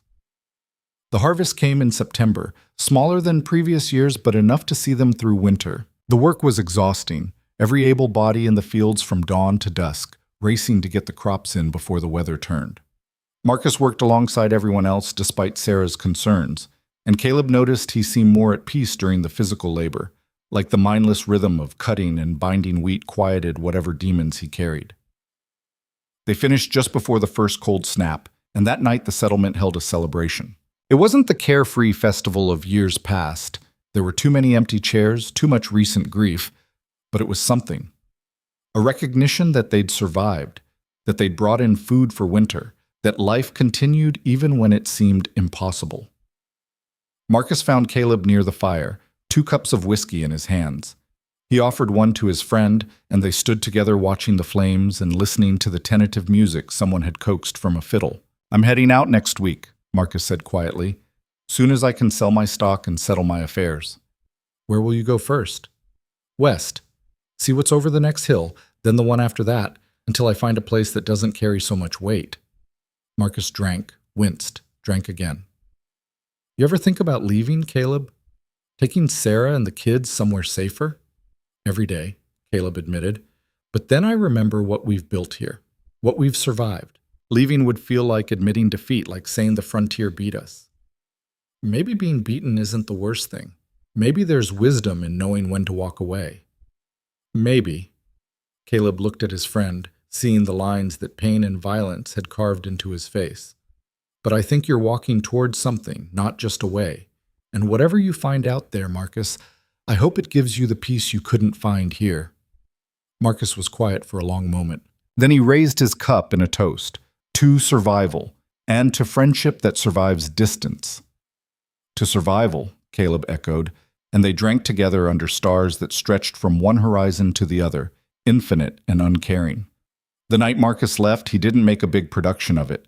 He simply loaded his remaining possessions into a wagon, saddled his best horse, and rode to the ward place to say goodbye. It was early morning, the sun just breaking over the eastern hills, painting everything in shades of gold and shadow. Sarah hugged him fiercely, tears in her eyes, though she tried to hide them. "You take care of yourself, Marcus Hale. Don't make me regret all the work I put into keeping you alive." "Yes, ma'am," he replied, his voice rough with emotion. "And thank you for everything." Emma gave him one of her cornhusk dolls, pressing it into his hand with the solemnity of a child giving a precious gift. "So you won't be lonely," she explained. Marcus's eyes shone as he tucked the doll carefully into his saddlebag. "I'll treasure it," he promised. Daniel shook his hand formally, man to man, though his voice cracked when he spoke. "You taught me what courage looks like. I won't forget." "Courage is just fear that said its prayers and decided to try anyway," Marcus told him. "You've got plenty of it, Daniel Ward. You'll do fine." Finally, he turned to Caleb. They stood facing each other, two men who'd been through fire together, and for a moment neither seemed to know what to say. Then Marcus stuck out his hand and Caleb gripped it hard. "You're the best friend I've had," Marcus said simply. "Best friend I've ever deserved. You take care of them." He gestured to Sarah and the children. "They're what matters now." "I will." "And you—" Caleb's voice caught. "You find what you're looking for out there. Find peace. Find redemption, if that's what you need. Find a reason to stop feeling like you owe the world a debt." "I'll try." Marcus released his hand, stepped back, looked at all of them one final time. "If you ever need me, send word to the territorial office in San Francisco. I'll check there regular-like. And if I ever find that place I'm looking for, that place where the weight lifts, I'll write and tell you about it." He mounted his horse, tipped his hat to them, and rode west without looking back. They watched him until he was just a speck on the horizon, then nothing at all, swallowed by the vast emptiness of the frontier. Sarah wiped her eyes and turned toward the house. "Come on, there's work to be done, and standing here crying won't get it done." But Caleb stayed a moment longer, staring at the place where Marcus had disappeared, thinking about friendship and sacrifice and the strange paths that brought people together only to send them apart again. The frontier gave and took in equal measure, and you never knew which you'd get until it was too late to change the outcome. The settlement continued without Marcus, because settlements always continued, resilient in ways individuals could never be. New people filled empty spaces. Fields were plowed and planted for next year's crop. Children were born, old people died, and life flowed forward with the inevitability of rivers seeking the sea. But something had shifted in Cedar Bend. There was a hardness to it now, a wariness that showed in the way people carried weapons constantly, in the way they built their homes with defense in mind, in the quick way conversations would stop when strangers appeared on the horizon. They'd learned that survival came at a cost, and they'd paid it in blood and fear and the loss of a certain innocence they'd brought from wherever they'd come before. They'd learned that peace was temporary, that safety was an illusion, that the only things you could count on were the people beside you and your own determination to keep standing when everything else fell apart. Caleb thought about this often as autumn deepened into winter, as the first snow fell and turned the frontier into something clean and white and deceptively gentle. He thought about Marcus somewhere west of here, riding toward whatever came next. He thought about the siege, about the deal at the river, about the way the world could change in a heartbeat and never change back. One evening in late December, with the family gathered around the fire and snow falling outside, Sarah asked him what he was thinking about. He looked at her across the firelight, at Daniel whittling a piece of wood into some shape only he could envision, at Emma playing with her dolls in the corner, and he knew what the answer was. "I'm thinking we made it," he said simply. "Against odds that should have killed us, we made it, and tomorrow we'll make it again. That's enough." "Is it?" Sarah asked softly. "Is survival enough when it costs so much?" "It has to be, because it's all we've got." He reached out and took her hand, feeling the calluses that matched his own, the strength in her grip. "We stay. We build. We raise our children. And we hope that what we create is worth the price we paid for it. That's the bargain of the frontier, Sarah. We accept it, or we leave. We're staying then. We're staying." Outside, the wind howled across the empty plains, carrying snow and cold and the promise of a hard winter. But inside the ward cabin, The fire burned warm and bright, and the family sat together in the kind of peace that only comes after surviving something that should have destroyed you. They'd been tested by siege and violence, by impossible choices and desperate gambles. They'd lost friends and neighbors, security and innocence. But they'd gained something too, a knowledge of their own strength, a community forged in fire, an understanding that survival wasn't about avoiding danger, but about facing it with courage and not letting it break you. The frontier would test them again. Of that, Caleb had no doubt. There would be more raids, more violence, more moments when death seemed certain and hope seemed foolish. But they'd face those moments when they came, together with the hard-won wisdom of people who'd already stared into the abyss and refused to blink. That was the legacy of the siege. Not victory, not triumph, but endurance. The simple, profound act of continuing when everything screamed that you should quit. And somehow, impossibly, that was enough. The letter arrived in March, carried by a circuit rider who passed through Cedar Bend on his way to Austin. It was addressed to Caleb Ward in handwriting he recognized immediately, though it had been 5 months since he'd seen it. Sarah watched him open it at the kitchen table, her hands pausing in their work of kneading bread. Daniel looked up from the rifle he was cleaning, and even Emma stopped playing to watch her father unfold the worn paper. Marcus's words were sparse, economical in the way of men who'd learned that too many words diluted meaning. He'd made it to California, to a valley north of San Francisco, where the land was green and the ocean was close enough to hear at night. He'd bought a small ranch with the money from selling his Texas stock, and he was raising horses again, good ones that sold to miners and settlers heading further north. The weight was lighter there, he wrote. Not gone, but lighter. Some mornings he woke without immediately thinking about Broken Lance or the siege or Thomas Garrett bleeding in Arkansas dirt. Those mornings were a gift he hadn't expected to receive.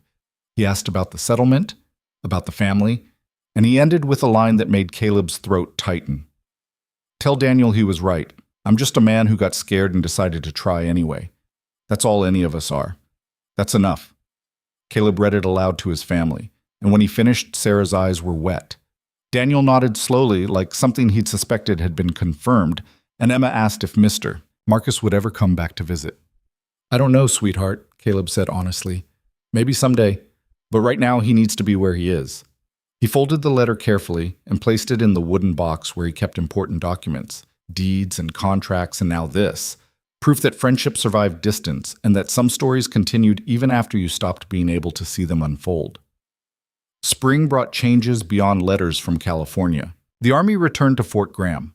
Not the same soldiers who'd abandoned them, but new ones, younger, sent west as the war back east finally ground toward some kind of conclusion. Their presence changed the calculations for both settlers and tribal groups, creating a buffer that made raids more dangerous and large-scale attacks nearly impossible. Iron Jacket sent a messenger in April, a young warrior who rode into the settlement carrying a white cloth tied to his lance. Samuel Abbott met him at the edge of town, and Caleb joined them, curious and wary in equal measure. The warrior spoke through the hand signs and broken English, explaining that Iron Jacket wished the people of Cedar Bend to know that the peace would hold. White Fox had told his grandfather about the Fletcher woman who'd cried when the boy left, about Daniel Ward sharing his candy, about Caleb Ward speaking words of respect. These things mattered to the old chief, and he wanted them to know he would honor the deal they'd made. But, the warrior added, his young face serious, other chiefs do not bind themselves to Iron Jacket's word. Other tribes have their own grievances, their own anger. The peace is here, in this place between these people. It does not extend everywhere. We understand, Samuel said, and we honor Iron Jacket's word as he honors ours. Tell him that Cedar Bend remembers what was given and what was received. We will not break faith first. The warrior nodded, accepted the tobacco and dried meat they offered as gifts, and rode back north. Caleb watched him go and felt something settle in his chest. Not quite peace, but maybe its foundation, the beginning of something that might grow into understanding given enough time and care. You think it'll last? Samuel asked, following Caleb's gaze. Does anything last out here? Caleb replied. But maybe long enough for our children to build something better. That's all we can ask for. The settlement continued to transform through spring and into summer. New businesses opened, a proper general store to replace Whitmore's damaged operation, a boarding house for travelers, even a small school that met in the rebuilt church. The teacher was a widow named Margaret Shaw, who'd come from St. Louis with her teenage daughter after her husband died of cholera. She was stern and educated and refused to accept excuses from students who'd rather be working than learning their letters. Emma thrived under her instruction, coming home each day bursting with new knowledge and barely coherent excitement. Daniel attended too, though at 14 he was among the oldest students and clearly chafing at the confinement. But Sarah insisted, and Caleb backed her up, knowing that whatever future Texas held would need people who could read contracts and write agreements and think beyond just survival. One evening in June, Daniel approached Caleb in the barn where he was checking a mare who was close to foaling. "I've been thinking," Daniel said, leaning against the stall door, "about what comes next. After school, I mean. You've got time to figure that out." "Maybe not as much as you think." Daniel shifted, uncomfortable with what he was about to say. "Some of the Rangers came through last week. They're recruiting. Cole told me if I wanted, in a year or two when I'm old enough, he'd sponsor me." Caleb's hand stilled on the mare's flank. He'd known this was coming, had seen it in the way Daniel watched the Rangers whenever they passed through, in the way his son carried himself now, no longer a boy, but not quite a man, caught in that uncertain space between. "Rangering's hard work," Caleb said carefully. "Dangerous work. You'd be riding into exactly the kind of trouble we just survived." "I know, but somebody has to do it, Pa. Somebody has to stand between settlers and raiders, try to keep the peace, protect people who can't protect themselves." Daniel met his father's eyes. "Marcus taught me that some things are worth the risk. You taught me that survival isn't enough. You have to have a reason for surviving, something you're building toward. And you think rangering is that reason?" "I think it could be. Not forever, maybe, but for a while the frontier's still being settled, while there's still work that needs doing." He paused. "I'm not running toward violence, Pa. I'm running toward something I think matters." Caleb looked at his son, seeing past the 14-year-old body to the man emerging beneath, and he recognized himself at that age, certain and uncertain in equal measure, desperate to prove something to a world that didn't care about proof. He wanted to say no, wanted to forbid it, wanted to keep Daniel safe behind walls that didn't really exist. But he'd learned during the siege that you couldn't protect people from the world. You could only prepare them for it and hope you'd given them the tools they needed to survive. "Talk to your mother," he said finally. "If she agrees, and if in 2 years you still feel the same way, we'll talk to Cole. But Daniel, you need to understand that once you start down that path, it changes you. You'll see things, do things, that you can't unsee or undo. Marcus carried those changes like weights. You need to be sure you're willing to carry them too." "I'm sure," Daniel said, and his voice held the certainty of youth that had been tested by fire and found it wouldn't break. Sarah took the news better than Caleb expected, though her face went tight when Daniel explained his plans at dinner that night. 2 years is a long time," she said carefully, passing the potatoes around the table. "A lot can change in 2 years. You might feel differently then." "I might," Daniel agreed, "but I don't think I will." Sarah looked at Caleb, a whole conversation passing between them in that glance, fear and pride, and the terrible knowledge that children grew up and made their own choices whether parents were ready or not.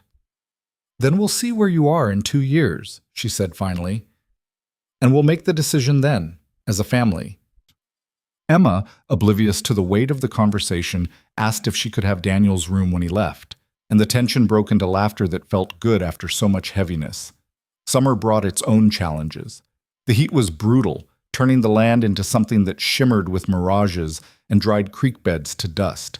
Cattle suffered, and they lost 3 head to the heat before Caleb and the other ranchers figured out a rotation system that kept the animals near water and shade. But there were good things too. The corn grew tall despite the heat, and the garden Sarah tended produced tomatoes and squash in abundance. Emma turned 9 and celebrated with a party that seemed impossibly normal. Children playing games, women sharing recipes, men talking about weather and crops and politics from back east that felt distant as the moon. In August, a telegram arrived at Fort Graham and made its way to Cedar Bend through the military dispatch system. The war was over. The Union had won, though the victory seemed hollow given the casualties and destruction. Texas was part of the United States again, whether it wanted to be or not, and federal authority would be reasserted across the frontier. The news was met with mixed reactions. Some celebrated the end of fighting, others worried about what federal occupation would mean for Texas independence. Still others just shrugged and went back to work because wars and governments felt abstract compared to the immediate challenges of surviving drought and raising crops. Caleb found himself largely indifferent. The siege had taught him that the only authority that mattered was what you could enforce yourself, and the only independence that counted was the ability to protect what was yours. Everything else was just words and flags and promises that might or might not be kept. Fall brought another letter from Marcus, shorter than the first, but carrying news that made Caleb smile. Marcus had met someone, a widow who ran the dry goods store in the nearest town, a woman with a sharp tongue and a sharper mind who'd called him out for drinking too much and feeling too sorry for himself. They'd argued, then talked, then found themselves spending evenings on her porch discussing everything from horse breeding to political philosophy. Her name is Catherine, Marcus wrote, and she doesn't know about Arkansas or Thomas Garrett or any of the things I've done. She just knows who I am now, and somehow that's enough. I'm learning that maybe I don't have to carry every mistake forever. Maybe at some point you get to set some of them down and walk away lighter. Caleb read this part aloud to Sarah, who smiled and said it was about time Marcus found someone to tell him he was being foolish. Strong women, she observed, were what broken men needed most, and Marcus had been broken for far too long. That winter was mild, the snow light and the cold manageable. The settlement held a Christmas celebration that drew families from 50 miles around, and for one night the church was packed with people singing and sharing food and pretending that the world was a gentler place than they all knew it to be. Daniel was 15 now, taller than Caleb, and still growing, his voice fully changed and his face showing the first hints of the man he'd become. He spent the evening dancing with the Shaw girl, Margaret's daughter, Anne, and Caleb watched them with the bittersweet recognition that his son was finding his own path, his own reasons for being. Emma fell asleep during the singing, curled up on Sarah's lap, and Caleb looked at his family in the warm glow of candlelight and felt something he hadn't felt in a long time. Not quite contentment, the frontier didn't allow for contentment, but satisfaction. The sense that they'd built something worth keeping, that they'd survived something that should have destroyed them, and that whatever came next, they'd face it together. Spring of the second year brought rangers through Cedar Bend, and Cole stopped by the Ward place specifically to talk to Daniel. Caleb sat in on the conversation, listening as Cole explained what the life entailed: long patrols, dangerous encounters, pay that was barely enough to live on, and the constant risk of violence. "But you're protecting people," Cole said, looking at Daniel with the serious expression of a man delivering truth. "You're standing between chaos and civilization, trying to hold a line that most people don't even know exists. It's hard work and thankless work, but it matters. That's what you need to decide, Daniel. Does it matter enough to you to make it worth the cost?" "It does," Daniel said without hesitation. Cole looked at Caleb. "And you're all right with this?" Caleb thought about everything that had happened: the siege, Marcus's choice, the deal at the river, the survival that had come at such tremendous cost. He thought about Daniel standing guard during those desperate days, about the shot the boy had taken and the guilt he still carried, about the way his son had grown into someone Caleb barely recognized but deeply respected. "I'm not all right with it," Caleb said honestly. "I'll never be all right with putting my son in danger, but it's not my choice to make anymore. Daniel's old enough to choose his own path, and if this is the path he wants, I won't stand in his way." "Then, when you turn 17, Cole told Daniel, "you come find me at Fort Graham. We'll sign you on, start your training. But until then, you stay here, you finish your schooling, and you help your family. Agreed?" "Agreed," Daniel said, and shook Cole's hand with the solemnity of a man making a vow. After Cole left, Caleb walked with Daniel out to the fields, both of them quiet with their own thoughts. "You sure about this?" Caleb asked. "I'm sure. It's what I need to do, Pa. I can't explain it better than that." "You don't have to explain it. I understand." Caleb stopped walking and turned to face his son. "But you need to know something, Daniel. What you do out there, the choices you'll have to make, they'll change you. They changed Marcus. They changed me. You'll see things no person should see, do things that haunt you, and you'll have to find a way to live with it." "How do you live with it?" "You remember why you're doing it. You hold on to the people and things that matter, and you don't let the darkness take more than it has to. Caleb put his hand on Daniel's shoulder. And when it gets too heavy, when you need to lay some of it down, you come home. We'll always be here. That's what family is, the place you can return to when the world tries to break you. I'll remember, Daniel promised. The months passed in their familiar rhythm, planting and tending, harvest and preparation for winter, the endless cycle of work that defined frontier life. Emma grew taller and smarter, reading everything she could get her hands on and asking questions that made Caleb's head spin. Sarah's garden expanded, and she started teaching other women techniques she'd learned for preserving food and treating common ailments. The settlement grew too. More families arrived, drawn by word that Cedar Bend was stable, that it had survived the troubles and come out stronger. They built houses on the outskirts, started farms and businesses, and slowly the frontier community transformed into something that resembled a real town. Samuel Abbott was elected mayor in a vote held at the church, though the position came with no pay and mostly involved mediating disputes and organizing communal projects. He approached the role with the same military precision he'd brought to defending the settlement, and under his leadership, Cedar Bend developed infrastructure, better roads, a proper well system, plans for eventually building a schoolhouse separate from the church. In June, a year and a half after the siege, Caleb received a package from California. Inside was a photograph, a new invention that Marcus had paid for at a traveling photographer's studio. It showed Marcus standing beside a handsome woman with intelligent eyes and a slight smile. Both looked older than Caleb remembered Marcus being, but also more at peace, like weight had indeed been lifted. The letter that accompanied the photograph was the longest Marcus had ever written. He talked about the ranch, which was thriving, about Catherine, who he'd married in the spring, about the life they were building together. He talked about still dreaming sometimes about the fight with Broken Lance, about waking in cold sweats convinced he was back in the stone house surrounded by enemies. But Catherine's there, he wrote, and she holds me until the shaking stops, and she doesn't ask questions or demand explanations. She just knows that I'm carrying something heavy, and she helps me carry it. That's love, I think.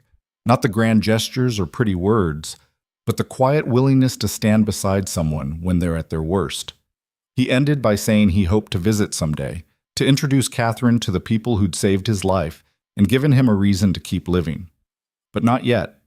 Texas still held too many ghosts, and he needed more time before he could face them. Caleb showed the photograph to Sarah and the children at dinner, passing it around the table. Emma studied it with the intensity she brought to everything, then announced that Mrs. Marcus looked kind. Daniel just nodded, like he'd expected Marcus to find something good, and handed the photograph back. That night, Caleb placed it on the shelf beside his books, a reminder that some stories had happy endings, even when they didn't seem possible. That people could be broken and still heal.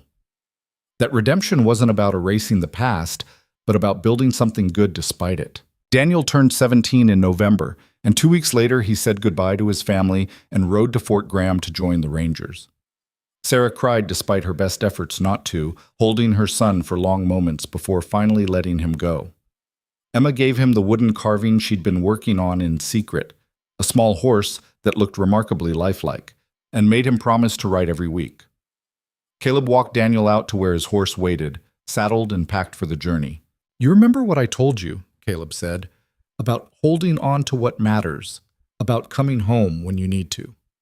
I remember everything you taught me, Pa. Everything you and Marcus both taught me." Daniel swung into the saddle, looking down at his father. "I'll make you proud." "You already have." Caleb's voice was rough with emotion. "Every day since you were born, you've made me proud. That won't change no matter what happens next." They gripped hands, the gesture holding everything that words couldn't express, love and fear and faith and hope, all tangled together. Then Daniel turned his horse and rode east toward Fort Graham and whatever future waited there. Caleb stood watching until his son disappeared into the distance, feeling Sarah come up beside him and take his hand. "He'll be all right," she said, though her voice shook. "I know, but knowing doesn't make it easier. Nothing about being a parent is easy. We just do it anyway because the alternative is unthinkable." They walked back to the house together, and life continued because it always did, whether you were ready or not. The years that followed brought their own challenges and triumphs. Daniel wrote regularly, his letters describing ranger life with a mixture of excitement and exhaustion. He was learning tracking from Cole, combat from other veterans, diplomacy from the officers who understood that not every conflict needed to be solved with violence. He came home twice that first year, each time a little harder, a little more weathered, carrying himself with the dangerous grace of men who lived close to violence. But he was still Daniel, still Sarah's son, still Emma's brother, still the boy who'd shared candy with a captured child and chose to stand instead of run. Emma graduated from Margaret Shaw's school at 13, the top of her small class, and announced she wanted to become a teacher herself. Sarah and Caleb supported this, though it meant sending her to Austin for proper training, trusting that the girl they'd raised would navigate the larger world with the same intelligence and determination she'd shown growing up. The settlement, now officially incorporated as Cedar Bend, Texas, continued to grow. The Army maintained its presence at Fort Graham, creating a buffer zone that made large-scale raids increasingly rare. Trade routes developed, connecting the frontier communities to Austin and beyond, bringing goods and news and the slow creep of civilization into the wilderness. Iron Jacket died in his sleep in the winter of Daniel's second year ranging. Word came through the tribal networks, and Caleb attended a small ceremony at the edge of Comanche territory, one of only 3 settlers invited to pay respects. He saw White Fox there, now 14 and already showing signs of becoming a warrior, and the boy recognized him, offering a solemn nod of acknowledgement. They didn't speak, couldn't speak, given the language barrier, but the gesture was enough. A recognition that the deal at the river had mattered, that the peace it bought had held long enough for children to grow into young men, that sometimes the impossible gambles paid off. 3 years after the siege, on a warm April evening, a rider came to the Ward place. Caleb saw him from the fields and didn't recognize the silhouette at first, tall, lean, sitting his horse with easy confidence. But as the rider drew closer, something in the way he moved, the set of his shoulders, triggered recognition that hit Caleb like a physical blow. Marcus had come home. He looked different, older certainly, with gray at his temples and lines around his eyes that hadn't been there before. But there was a lightness to him, an ease that Caleb had never seen, like he'd finally set down the weight he'd been carrying and remembered how to stand without it. They embraced without words, just held each other for a moment while Sarah came running from the house and Emma followed, both of them shouting Marcus's name. Catherine emerged from behind Marcus's horse, smiling at the chaos, and introductions were made amid laughter and tears and the kind of joy that comes from reunions you'd stop believing would happen. They stayed for a week, and it was like no time had passed at all. Marcus and Caleb worked the fields together, their conversation ranging from horses to crops, to the changes they'd both seen in themselves and the world. Catherine and Sarah became immediate friends, trading recipes and stories and the knowing looks of women who'd loved difficult men and survived them. Emma, now 16 and preparing to leave for Austin, peppered Catherine with questions about California and teaching and what it was like to build a life in new territory. Catherine answered with patience and humor, and Caleb saw his daughter absorbing lessons about strength and independence that would serve her well. On the last evening, they sat on the porch, watching the sun set over the Texas plains, and Marcus finally spoke about what had brought him back. "I needed to see it," he said quietly. "Needed to know that this place was real, that the people were real, that I hadn't imagined the whole thing in some fever dream. California's good, it's where I belong now, but Texas made me. Cedar Bend made me. You made me. I needed to come back and say thank you for that." "You don't owe us thanks," Caleb replied. "You're the one who bought our lives with your blood and courage." Maybe we bought each other's lives. Maybe that's how it works. We save each other in ways we don't always recognize until later when enough time's passed to see clearly. Marcus looked out over the land, peaceful in the dying light. "This place took everything from me and gave me everything back. That's the frontier, brutal and beautiful in equal measure. I'm glad I survived it. I'm glad you survived it. I'm glad we survived it together." They sat in comfortable silence as darkness fell, 4 people who'd been shaped by violence and loss but hadn't been broken by it. When the stars came out, Catherine sang, a song Caleb didn't recognize but that felt old and true, about journeys and homecomings and the ties that bind people across distance and time. The next morning, Marcus and Catherine prepared to leave. There were more embraces, more promises to write, more laughter mixed with tears. As Marcus mounted his horse, He looked at Caleb one final time. "You tell Daniel something for me," he said. "Tell him that being a ranger, being a protector, being someone who stands between danger and innocence, it's holy work in its own way. Not in any religious sense, but in the sense that it requires sacrifice and courage and the willingness to bear burdens others can't. Tell him I'm proud of him. Tell him to stay alive and come home when he can." "I'll tell him," Caleb promised. Marcus tipped his hat, took Catherine's hand, and together they rode west toward California and the life they'd built there. Caleb and Sarah and Emma watched them go, standing together in the morning sun. And when the riders finally disappeared over the horizon, Caleb felt something close inside him. Not a door closing, but a chapter ending, a story reaching its natural conclusion. The frontier had tested them all and found them equal to its challenges. They'd survived siege and loss, violence and fear, the terrible choices that frontier life demanded. They'd made deals with enemies and kept promises when keeping them seemed impossible. They'd sent children into danger and watched them return stronger. They'd buried friends and welcomed strangers and built something lasting from the ashes of destruction. Cedar Bend stood behind them, no longer just a collection of desperate settlers, but a real town with a future. The fields stretched out, green and growing, promising harvest. The sky arched overhead, infinite and blue, holding weather they couldn't predict but would face when it came. Sarah took Caleb's hand, Emma stood beside them, and they turned back toward their home. The cabin Caleb had built with his own hands, the life they'd defended against impossible odds, the legacy they'd leave for children and grandchildren not yet born. The frontier had tried to break them. It had thrown everything it had at their fragile settlement, warriors and heat, thirst and fear, impossible demands and terrible choices. But they'd stood against it, together, and in standing, they'd proven that courage wasn't the absence of fear, but the choice to act despite it. That community was stronger than walls, that some promises were worth keeping, no matter the cost. Years would pass. Daniel would eventually leave the Rangers and start his own family, carrying forward the lessons he'd learned about standing your ground when everything said to run. Emma would return from Austin as a teacher, educating a new generation in the ways of letters and numbers and thinking beyond just survival. Marcus would live to old age in California, dying peacefully with Catherine beside him, his redemption complete. But that was all still to come, stories waiting to unfold in their own time. For now, on this April morning in Texas, Caleb Ward walked back to his cabin with his wife and daughter, grateful for the weight of their hands in his, grateful for the solid ground beneath his feet, grateful for the simple miracle of being alive in a world that had tried hard to kill him. The frontier had tested him and found him equal to its demands.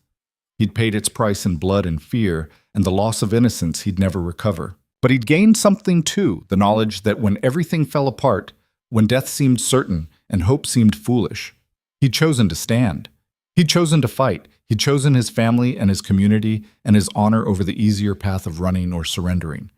That choice had defined him. It had defined all of them.